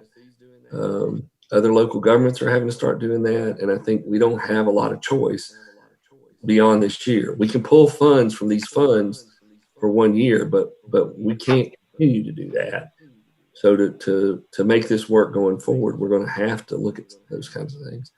I'm going to have to get off of here in about 5 minutes, but I promise, particularly to our elected officials, that I'll go back and look at this. And as soon as I'm able, I'll be back on this call if you all, unfortunately, are still going at that point. But I will also watch to see responses if I have to get off before you get the chance to talk. Mayor Grandy, this is Susie. Can I ask a question? Susie, you're recognized.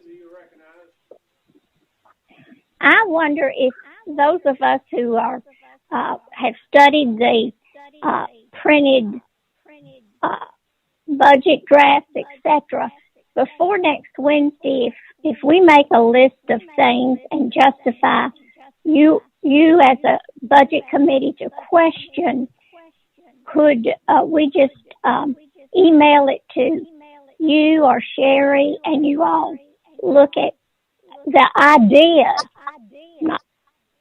that we might have come up with for consideration? That'd be welcome. Thank you.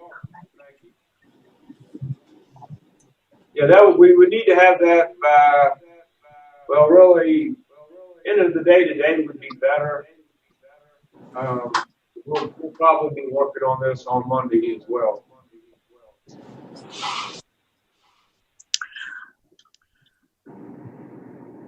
Okay. Mr. Wheeler, we'll miss you. We may be here when you get back. Mitch, just coming back to my big picture, I guess. If we remove the 325 attached to the salary raises, it gets us below 780. There's still 25,000 budgeted for the charities, which they all do good work. None of us argue that point, but it's a relatively modest amount. But if we were to remove that from the budget, it gets us down close to 750,000. And I'm just, in terms of round numbers, I'm seeing from my perspective that maybe 750 is that number that still needs to be cut. We've whittled and we've transferred from other places, and that comes back perhaps from what Commissioner Wheeler was saying in terms of that's where we're going to have to go back to the elected officials and the departments and find another 750,000 that we can reduce the budget. But I'm just thinking big picture, and with that, I'll be quiet. Mayor Grundy, this is Teresa. Could I address my budget as well? Teresa, you are recognized. Thank you. Thank you. I was just going to remind you that when I took office, I deleted 2 part-time personnels in the office. I did not rehire them. And this year I've taken over half of the personnel, data processing personnel salary back to the, fund. And outside of that, I mean, my budget is pretty, I mean, there is no fat in my budget at all. I've cut everything I could possibly cut. And I cut my travel as well in half. And then, we started that veterans program. So we're bringing in $2 per e-files. I mean, the e-file program. We're bringing in $2 per e-file. So just since January of last year, we've brought in over 14,000. And, we are a fee office, so we bring in a lot of fees to take care of a lot of our expenses, or most of it. So I would just like, the commission to recognize that when they're looking at my budget. And if they have any questions, I would be, glad to answer that. Does any one of the committee have any specific comments for the Register of Deeds office with respect?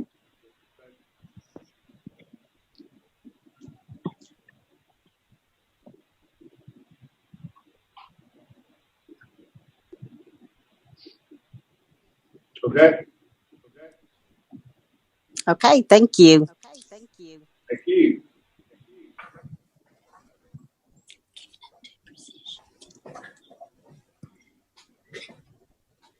Any other office holders want to weigh in on their individual budgets? The request generally from the commission on Monday night, as referenced in my little letter to y'all on Tuesday, was that office holders look at their opportunities within their own organizations to cut. So and based on what Commissioner Wheeler mentioned a few minutes ago, that seems to be still the expectation.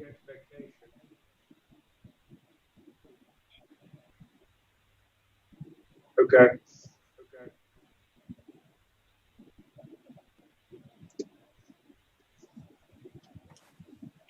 Okay, so if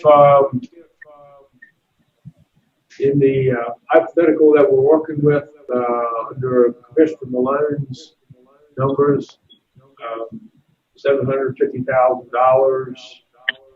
I think one of the things that everybody has in their budget probably is travel expense. I haven't gone through and actually added them all up.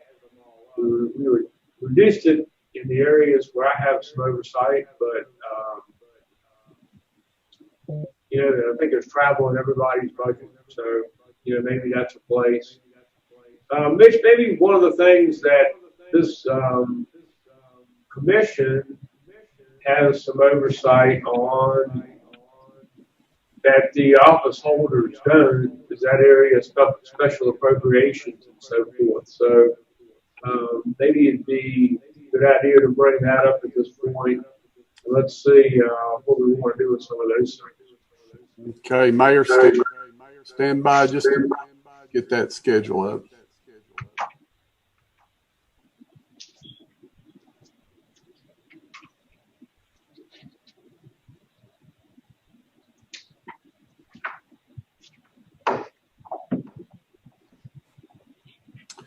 Okay, we've got, let me bring up this Where to go? One of the things that we have to publish when we publish the budget is this document. If I can get it up. Okay.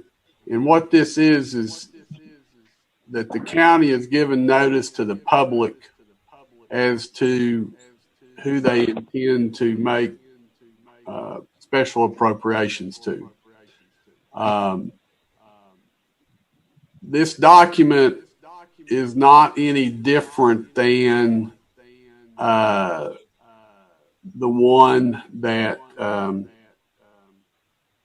than the budget that you adopt, that you then will take comment on and then make a final proposal to the county commission.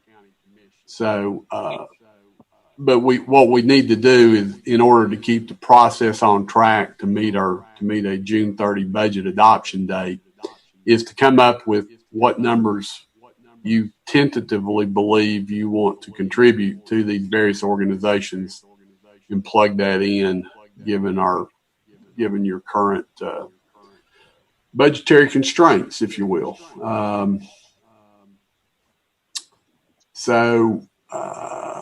Yeah, and I think this was the one, and I can pull up the other schedules that we've looked at before that, I believe that we had the 5% reduction on, if you'd rather look at those than what we actually published last year, which is essentially where we are with most all of our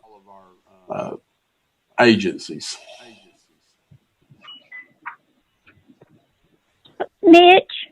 Yes, ma'am.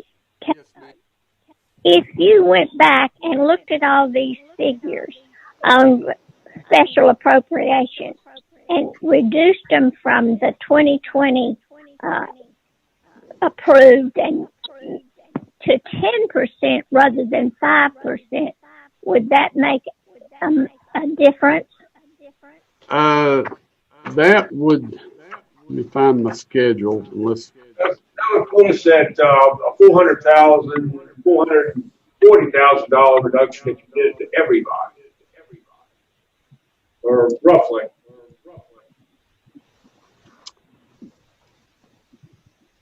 Yeah, a 5% reduction was 50 and was 270,000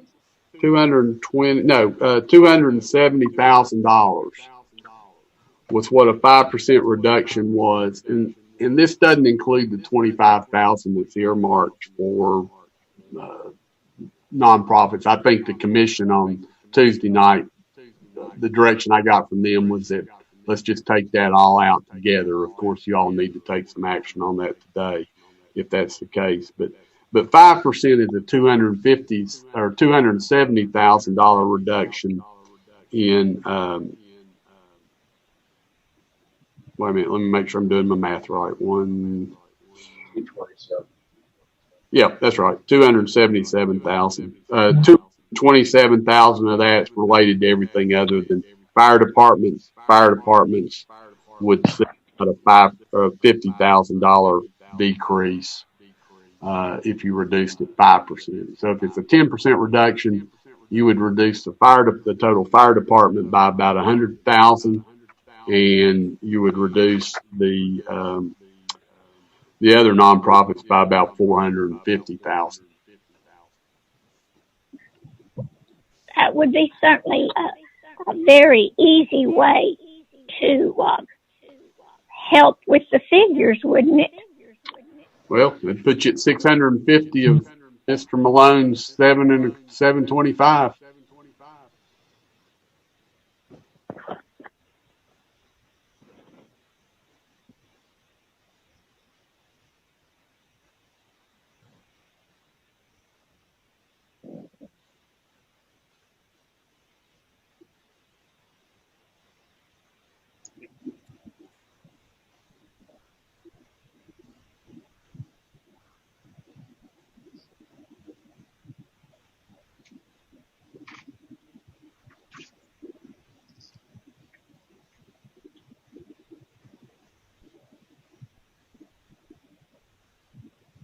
Okay, this is the area where the commission really has a lot of space to work. What do y'all think?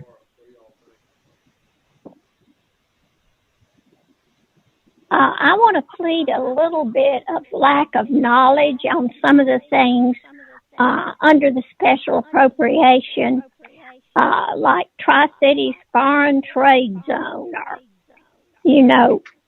is that still active? Couldn't some of those really been visited with great scrutiny? Miss, the airport. yeah, what that is the Tri-City Airport has a foreign trade zone which allows manufacturers and others to bring items into the area, assemble them, work on them, and ship them out without incurring tariff cost and whatnot. The operation of that foreign trade zone is managed by the airport authority, and the county's contribution to that is essentially 1/6 of the total cost, which is shared by all the airport partners.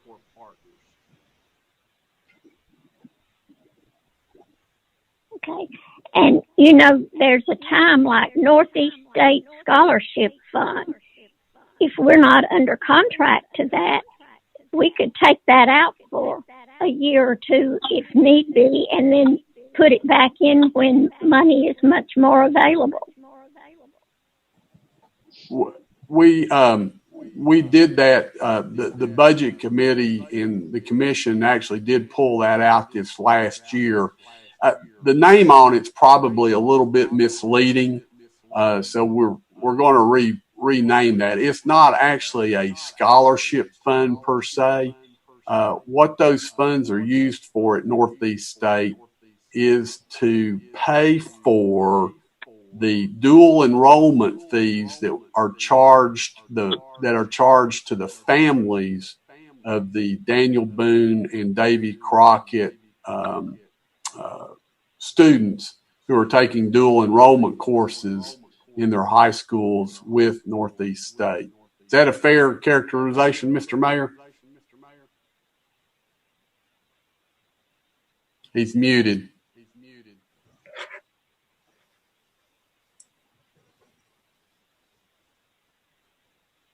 Hey, Susan, I believe Joe Mayor muted. There you go. You're unmuted now. Sorry about that. I had to cough. So was that a fair characterization, Mr. Mayor? Oh, absolutely. Yeah, perfect.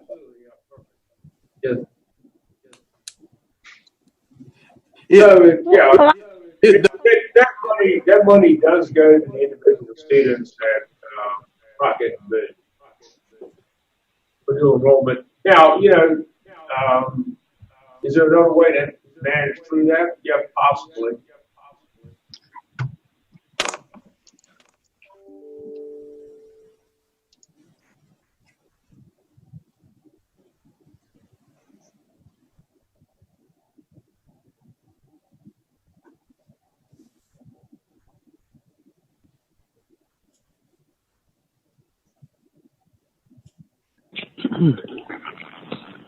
You want to put that list back up there again.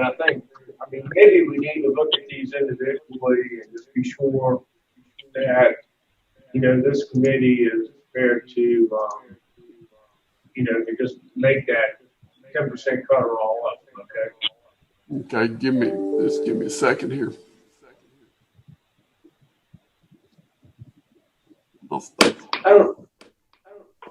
I don't guess we have that list where we actually show the 5%.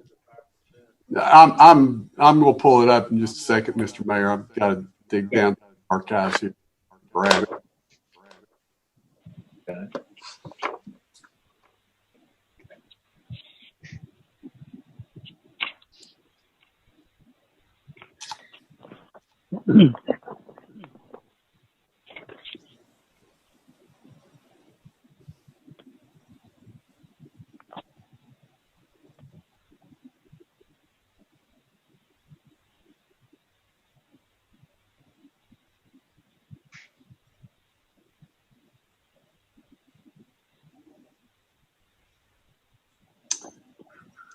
Hey, Mitch.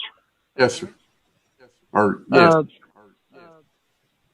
I don't feel like we should take that away from the Northeast states students from Daniel Boone and David Crockett. Myself. Well, Steve, I want to tell you, I didn't understand what it was. I tend to agree with you, but we could reduce it a little bit, and we need some assurance that the students are attending Northeast State and maintaining grades. Well, they're supposed to turn all that in, and it's scrutinized. But it is a very important thing for them, and you know that too. Oh, absolutely. And my grandchildren have taken advantage of dual enrollment from Scientific, ETSU, or Milligan. So don't think I'm against it. No, that was just my opinion how I felt. Well, let me jump over here to the one that's got there we go. Okay. So this is the one where Northeast State Scholarship Fund falls into play. And yeah, I think the question is, or at least the question for me is, you know, at the number that we originally proposed, and it was some asked for more, significantly more. You can see that in the third from the right column on your screen, 5.3 million. But we had worked down to 4.5 by keeping some of them at the same amount we had in the prior year. But you can see that the last column reflects a 5% reduction. So, you know, whether it's 5% or 10%, you know, that's what we're really just looking for. We need to look for guidance from you all as to where you want to move those numbers. And, you know, a 10% would garner you, you know, almost $600,000.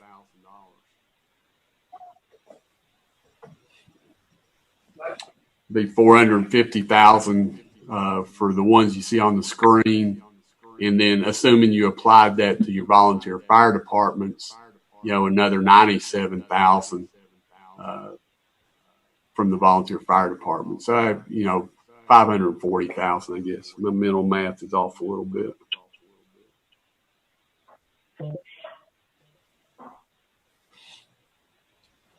Well, so, you know, back to looking at these individually, we start either end if you want to. We talked about Northeast State Scholarship. Is that one that we want to impact in any way?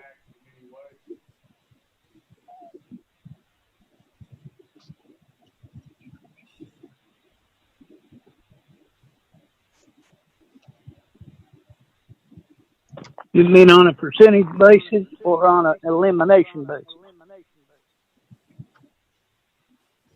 Well, whatever, however you feel about it. We can look at it either way. So it's $25,000. You know, 10% takes $2,500 out of it. Makes it $22,500 instead of $25,000.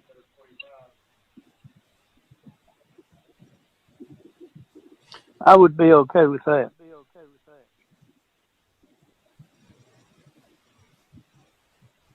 Okay.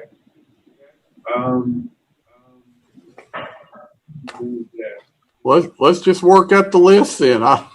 You know, so next one is Tennessee Vocational Training Center. You'll recall that those dollars, that's the rehabilitation center over in Elizabethton, which those dollars actually impact their grant funding. However, you know, if you choose to fund them at less than $18,000, we'll see what happens. How much would it impact the grant funding? Well, from what they tell us, and Mr. Mayor, correct me if I'm wrong, but it's like a factor of 8 to 10, somewhere between 8 to 10. For every dollar of local money they've got, they leverage, you know, what, $8 or $10. Yep. what I remember, about $8. We need to be careful on that one. But I'm looking at 2018 budget where it was only $9,000. So we may have discussed the cause for the increase, but I don't remember that. And I don't either, Mr. England. I'd have to go back and look at.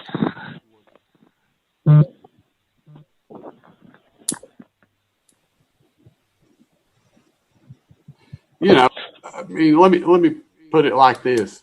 If you reduce it by 10% and we send them 16, what would that be? 16,200, and it ends up being an issue like Northeast State's scholarship, then I think you can always fix that later.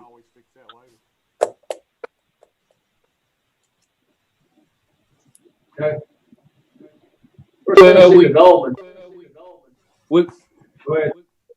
Well, I was just going to say we've gone to a snail's pace now, which is fine. But I might suggest on that one we leave it at where what I think our budget this last year was, which was the 16,510.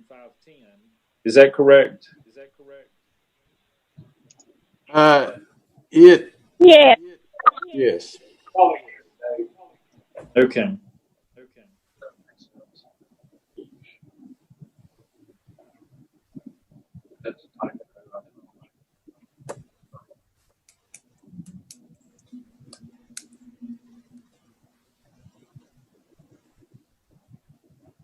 I've plugged it in.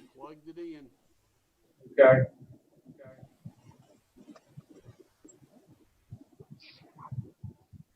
The development district, those are the development district dues. Joe, you sit on that board. I don't know if there's any flexibility there. I think that's right. I think that's a per capita expense. We talked about the foreign trade zone.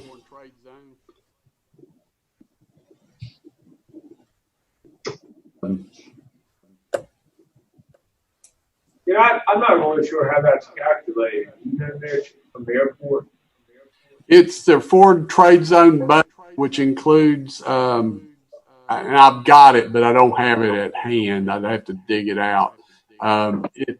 It has the operation of the foreign trade zone budget, which includes predominantly Mark Canny's, who runs the foreign trade zone, his salary and a little bit of operating expense, and then that number is just allocated out to all the 6 partners.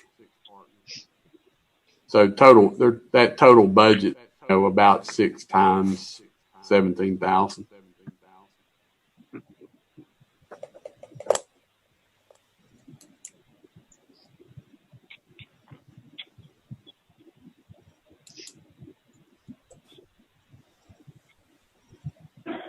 I don't know if we have the opportunity to impact that. We may though. Debt rep is its contribution. That particular contribution is, of course, that's shared with the city of Johnson City, and it's also part of their budget made up with a lot of private revenue as well. So they leverage their money pretty well, but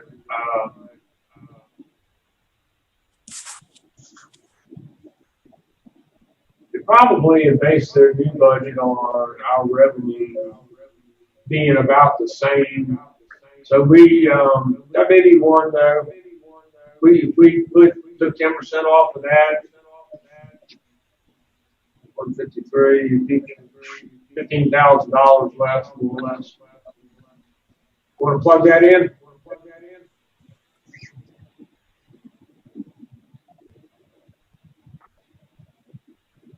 Are we talking about net rep now? Net rep.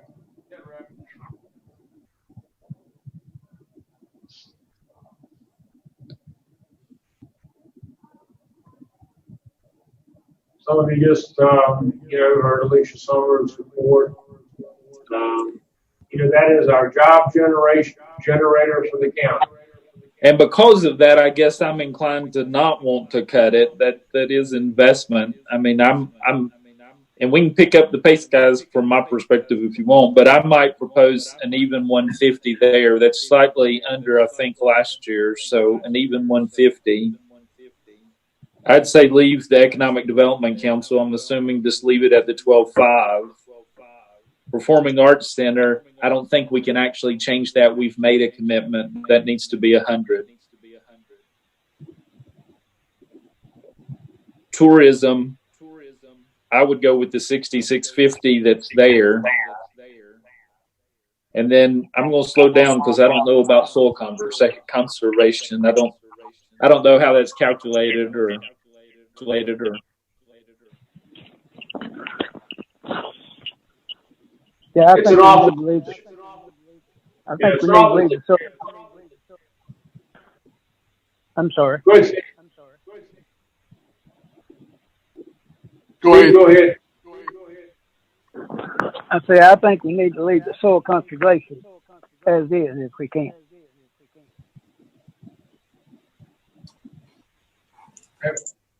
I think they use those dollars to offset some of their operating expenses. Yes, they do. Which I haven't talked to. That's Roy Gillis, right, Steve? Yes. Yeah. He does have that National Soil Conservation Department grant that's coming in, and we're funding a portion of those operations and providing some clerical support for soil conservation. I hope I'm not speaking out of school, and I wish Mr. Gillis was on here, but I'm not real sure that reducing 19,350 to 18,383 would have a significant impact on his operation. So, make it so.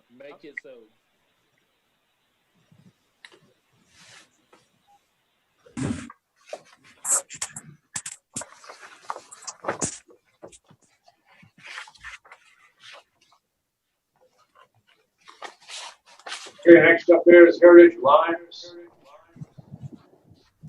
I'd propose to leave it at the 14,250 with the 5% cut.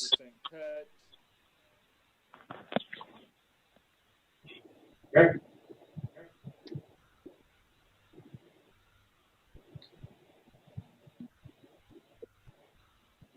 First Tennessee Human Resource Agency, essentially Meals on Wheels.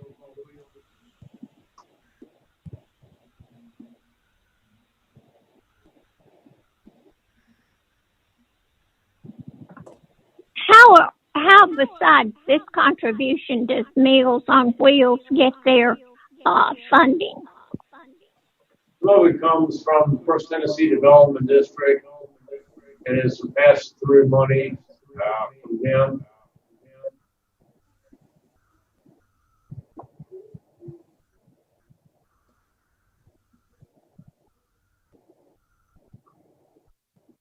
Give me just a second. Let me pull up something from First Tennessee Human Resources Agency that you can look at. Find it.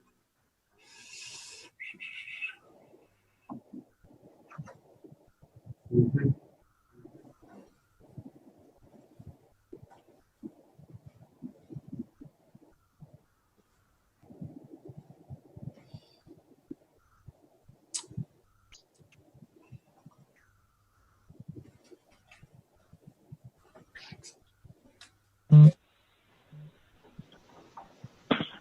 Okay. Just so everybody's kind of up to speed on this. This is a letter we received from First Tennessee Human Resources Agency, which I think we probably sent out before. But here's I guess is in essence, what those dollars help accomplish. And they too, for every dollar local funding, they are also able to leverage about $9 in federal and state money. So to the extent that you reduce that, there may be some federal or state impact.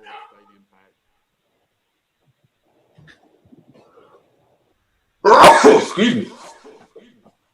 And net trans essentially moves people around the community where Johnson City Transit leaves off. So they cover a large part of the county, rural part of the county. Transporting residents from place to place as any transit would.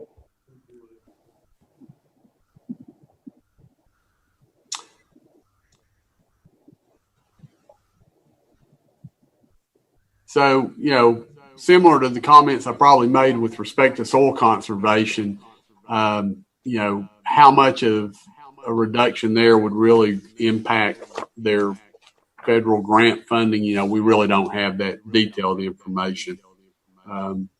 So whether a 10% change would make a significant difference in their operations,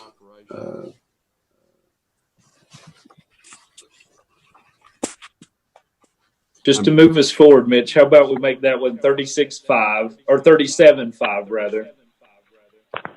So 37.5 on that one. On Frontier Health, I would propose leaving it at the 17. What happens if we make the Imagination Library 25,000?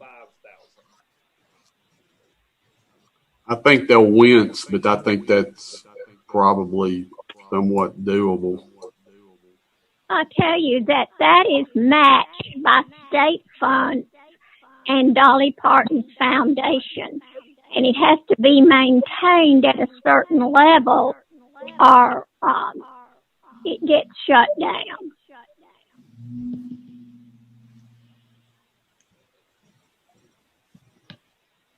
Any idea what that level is? I would let me answer your question this way. I did have not a conversation with Julia, but with her financial person.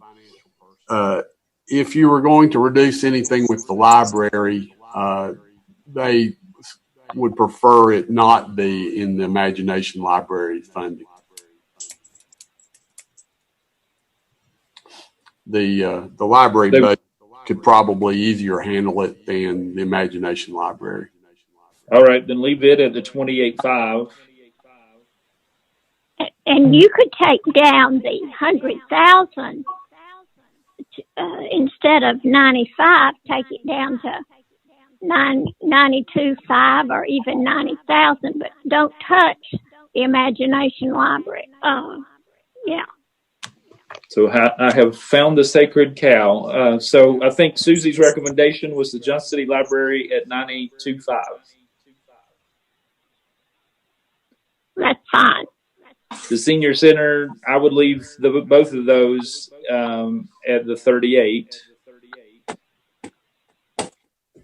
So we're making progress. I'm going to propose. Go ahead.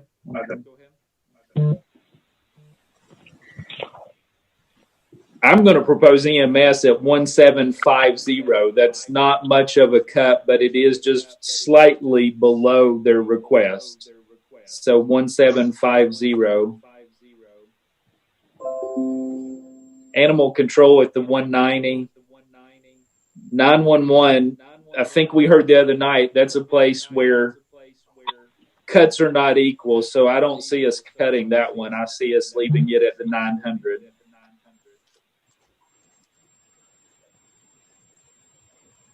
And then Fall Branch, I'm fine to leave it at the 84.3 or the 84, or round it to an 84. And then I think, and I may be moving faster than you guys want, but then I think, while it pains me, we'll do the everything above those line items, the fire department, the volunteer fire departments, etc. We'll leave those as you have them on this list at the 922,450.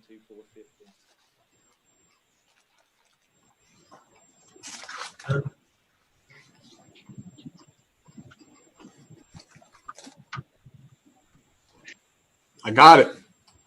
And those are just my suggestions, but I too am going to have to sign off in another 10 or 15 minutes. But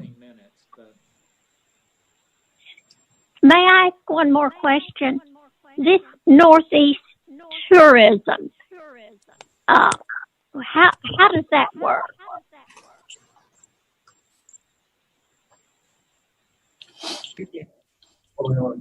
Hey, Susie, that's that's run through the First Tennessee Development District, and they produce tourism information, marketing for all 8 counties in the region on a pretty small budget. So that's marketing out of First Tennessee Development District.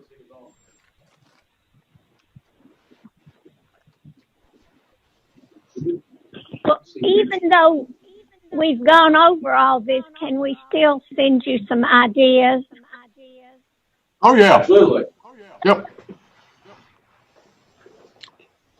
This isn't final until the commission votes on it, and even then, as we know from entities like the Boone Lake Association, we will end up making appropriations later in the year. I think Mitch isn't sharing. Did I understand that we did? Is it the committee's desire to eliminate the 25,000, the remaining 25,000 for the other nonprofits? I think that's a smart thing to do because the city's done it, and at some point we're going to have to do it completely, although it was to be staged, and it has been staged to a certain degree. Last year it was a little over $50,000. This year, maybe 57. And so this year, initially we put 25,000 in for it. But, I think right now we have that at 0. Did we deal with the senior citizen centers? Commissioner Malone did indicate to leave them at 38,000. Is that correct, Brady? yes, just as it's shown on this slide, on the list we've been working with. Yes. Okay. And that does represent. What's the decision on the volunteer fire department? I had proposed that, while it pains me that we leave them as proposed on this list, which is the 922,450 in total. That's 130,000. Okay. I think I've got it up on the screen now, Mr. Mayor. Well, and that's a 5% reduction. 23. That was what percentage? That's a 5. Go ahead. It's a Steve. It's there. The total proposed. The total ask was $1.3 million.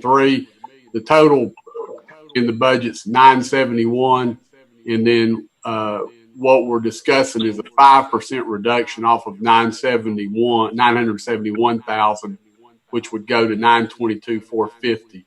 On an individual fire department basis, the Jonesboro Fire Department, instead of receiving 130,000, would receive 123,500. What about Sulphur Springs? Sulphur Springs, same thing, same numbers. Okay, I'm okay. I think it's only fair that since we're asking all the other departments for a 5% reduction, that we leave the fire department at 5%. Yes, please.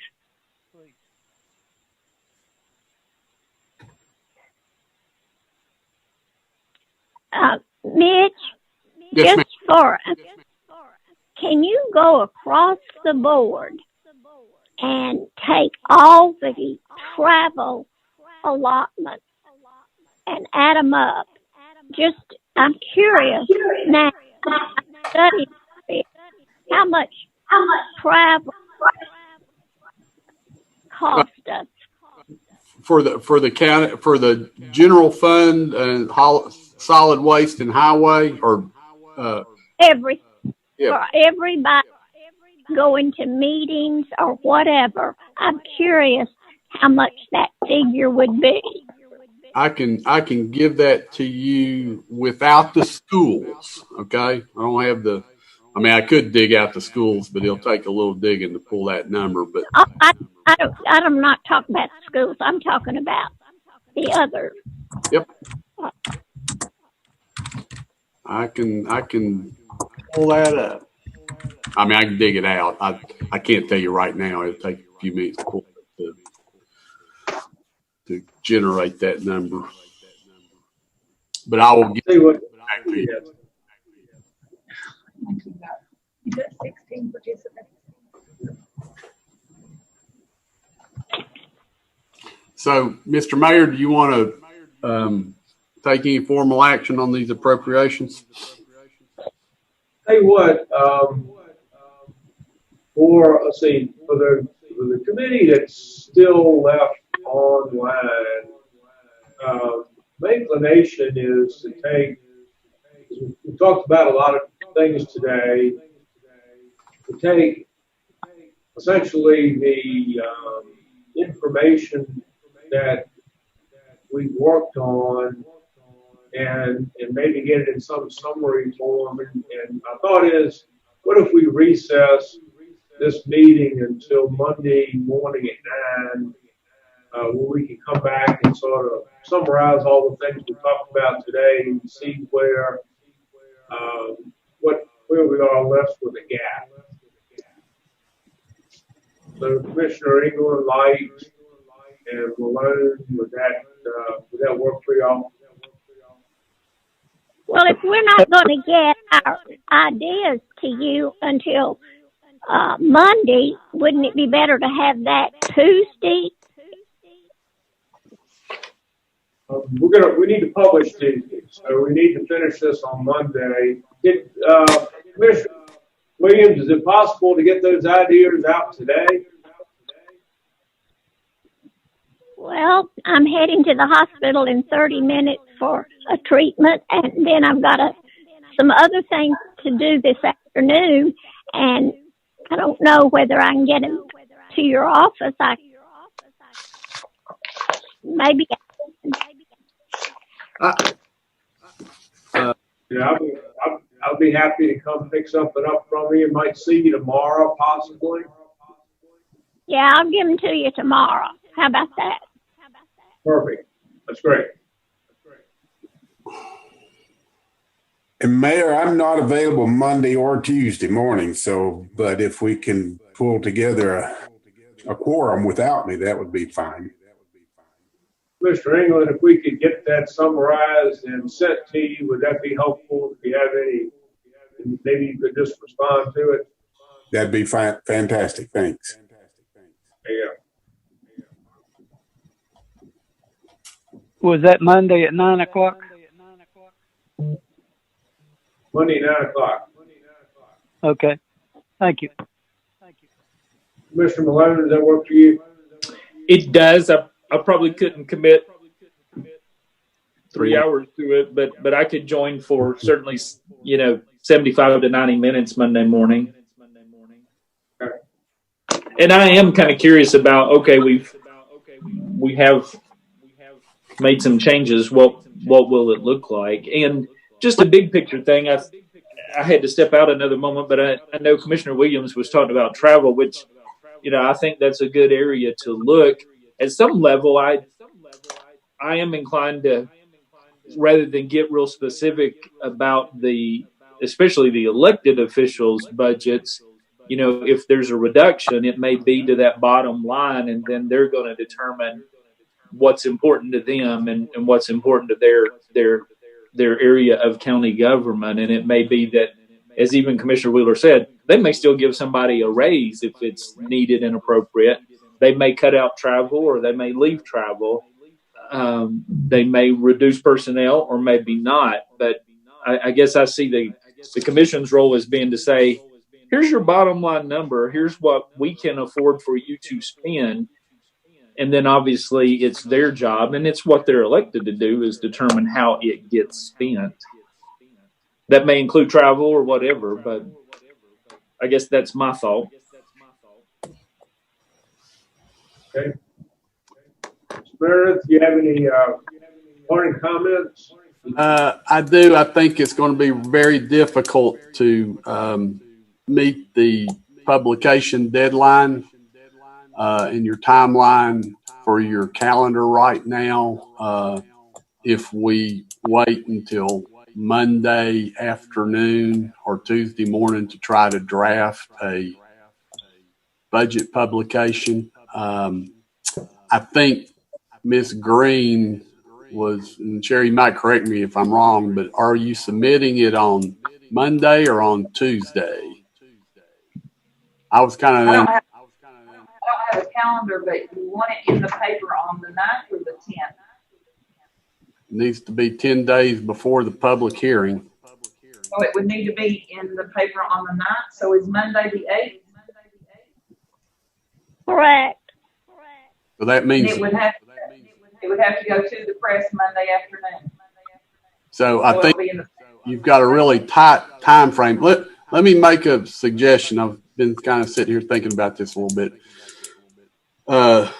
Because, I mean, whether you move $17,000 out of line X or whatever you do, I mean, those are good in the big picture, but where we are in the process right now, the objective is to get a reasonable budget published, not the final budget published. So what I would recommend is that you adopt, or you recommend for publication that the budget committee moves forward with the publication of the general fund budget with the reductions that we've currently addressed as they relate to the nonprofits,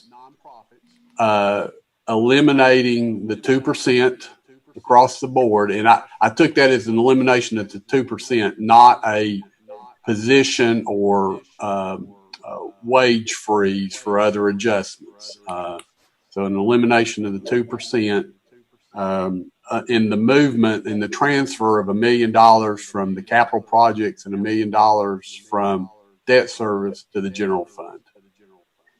Am I leaving anything out? Probably the only thing that we need to deal with is the hole in solid waste. I mean, we still have to agree on the capital projects. We need the commission to agree on the capital projects and solid waste. We've taken care of debt. Well, we took care of debt service, drug fund, the schools. So, right. Well, gentlemen, I have to go. It's always a privilege to work with you. Thank you, Mr. Williams. Thank you, Commissioner Williams. For solid waste, Mayor, I mean, given the hour and where we are in the process, what my recommendation there would, at this particular moment, is to actually make a general fund transfer from a fund transfer from the general fund to the solid waste fund to fill their gap. It's a really small gap right this minute, so that's okay. Yeah, I mean, we're talking what, a couple $100,000 maybe. And then, of course, as I said, if there's a desire between now and the commission meeting on the 22nd to reallocate a penny or to do something from that perspective, then that's certainly doable. Or add a penny, whatever the commission so chooses to do. But just to kind of keep the process moving along and not get bogged down technically, if you will. We'll go ahead and build a publication document that we can just have to review on Monday as well, probably. How about that? I really think we need to probably just sort of tidy up a few things Monday morning before we release it there. Agreed. All right. Anything else, Mitch, right now? Nope.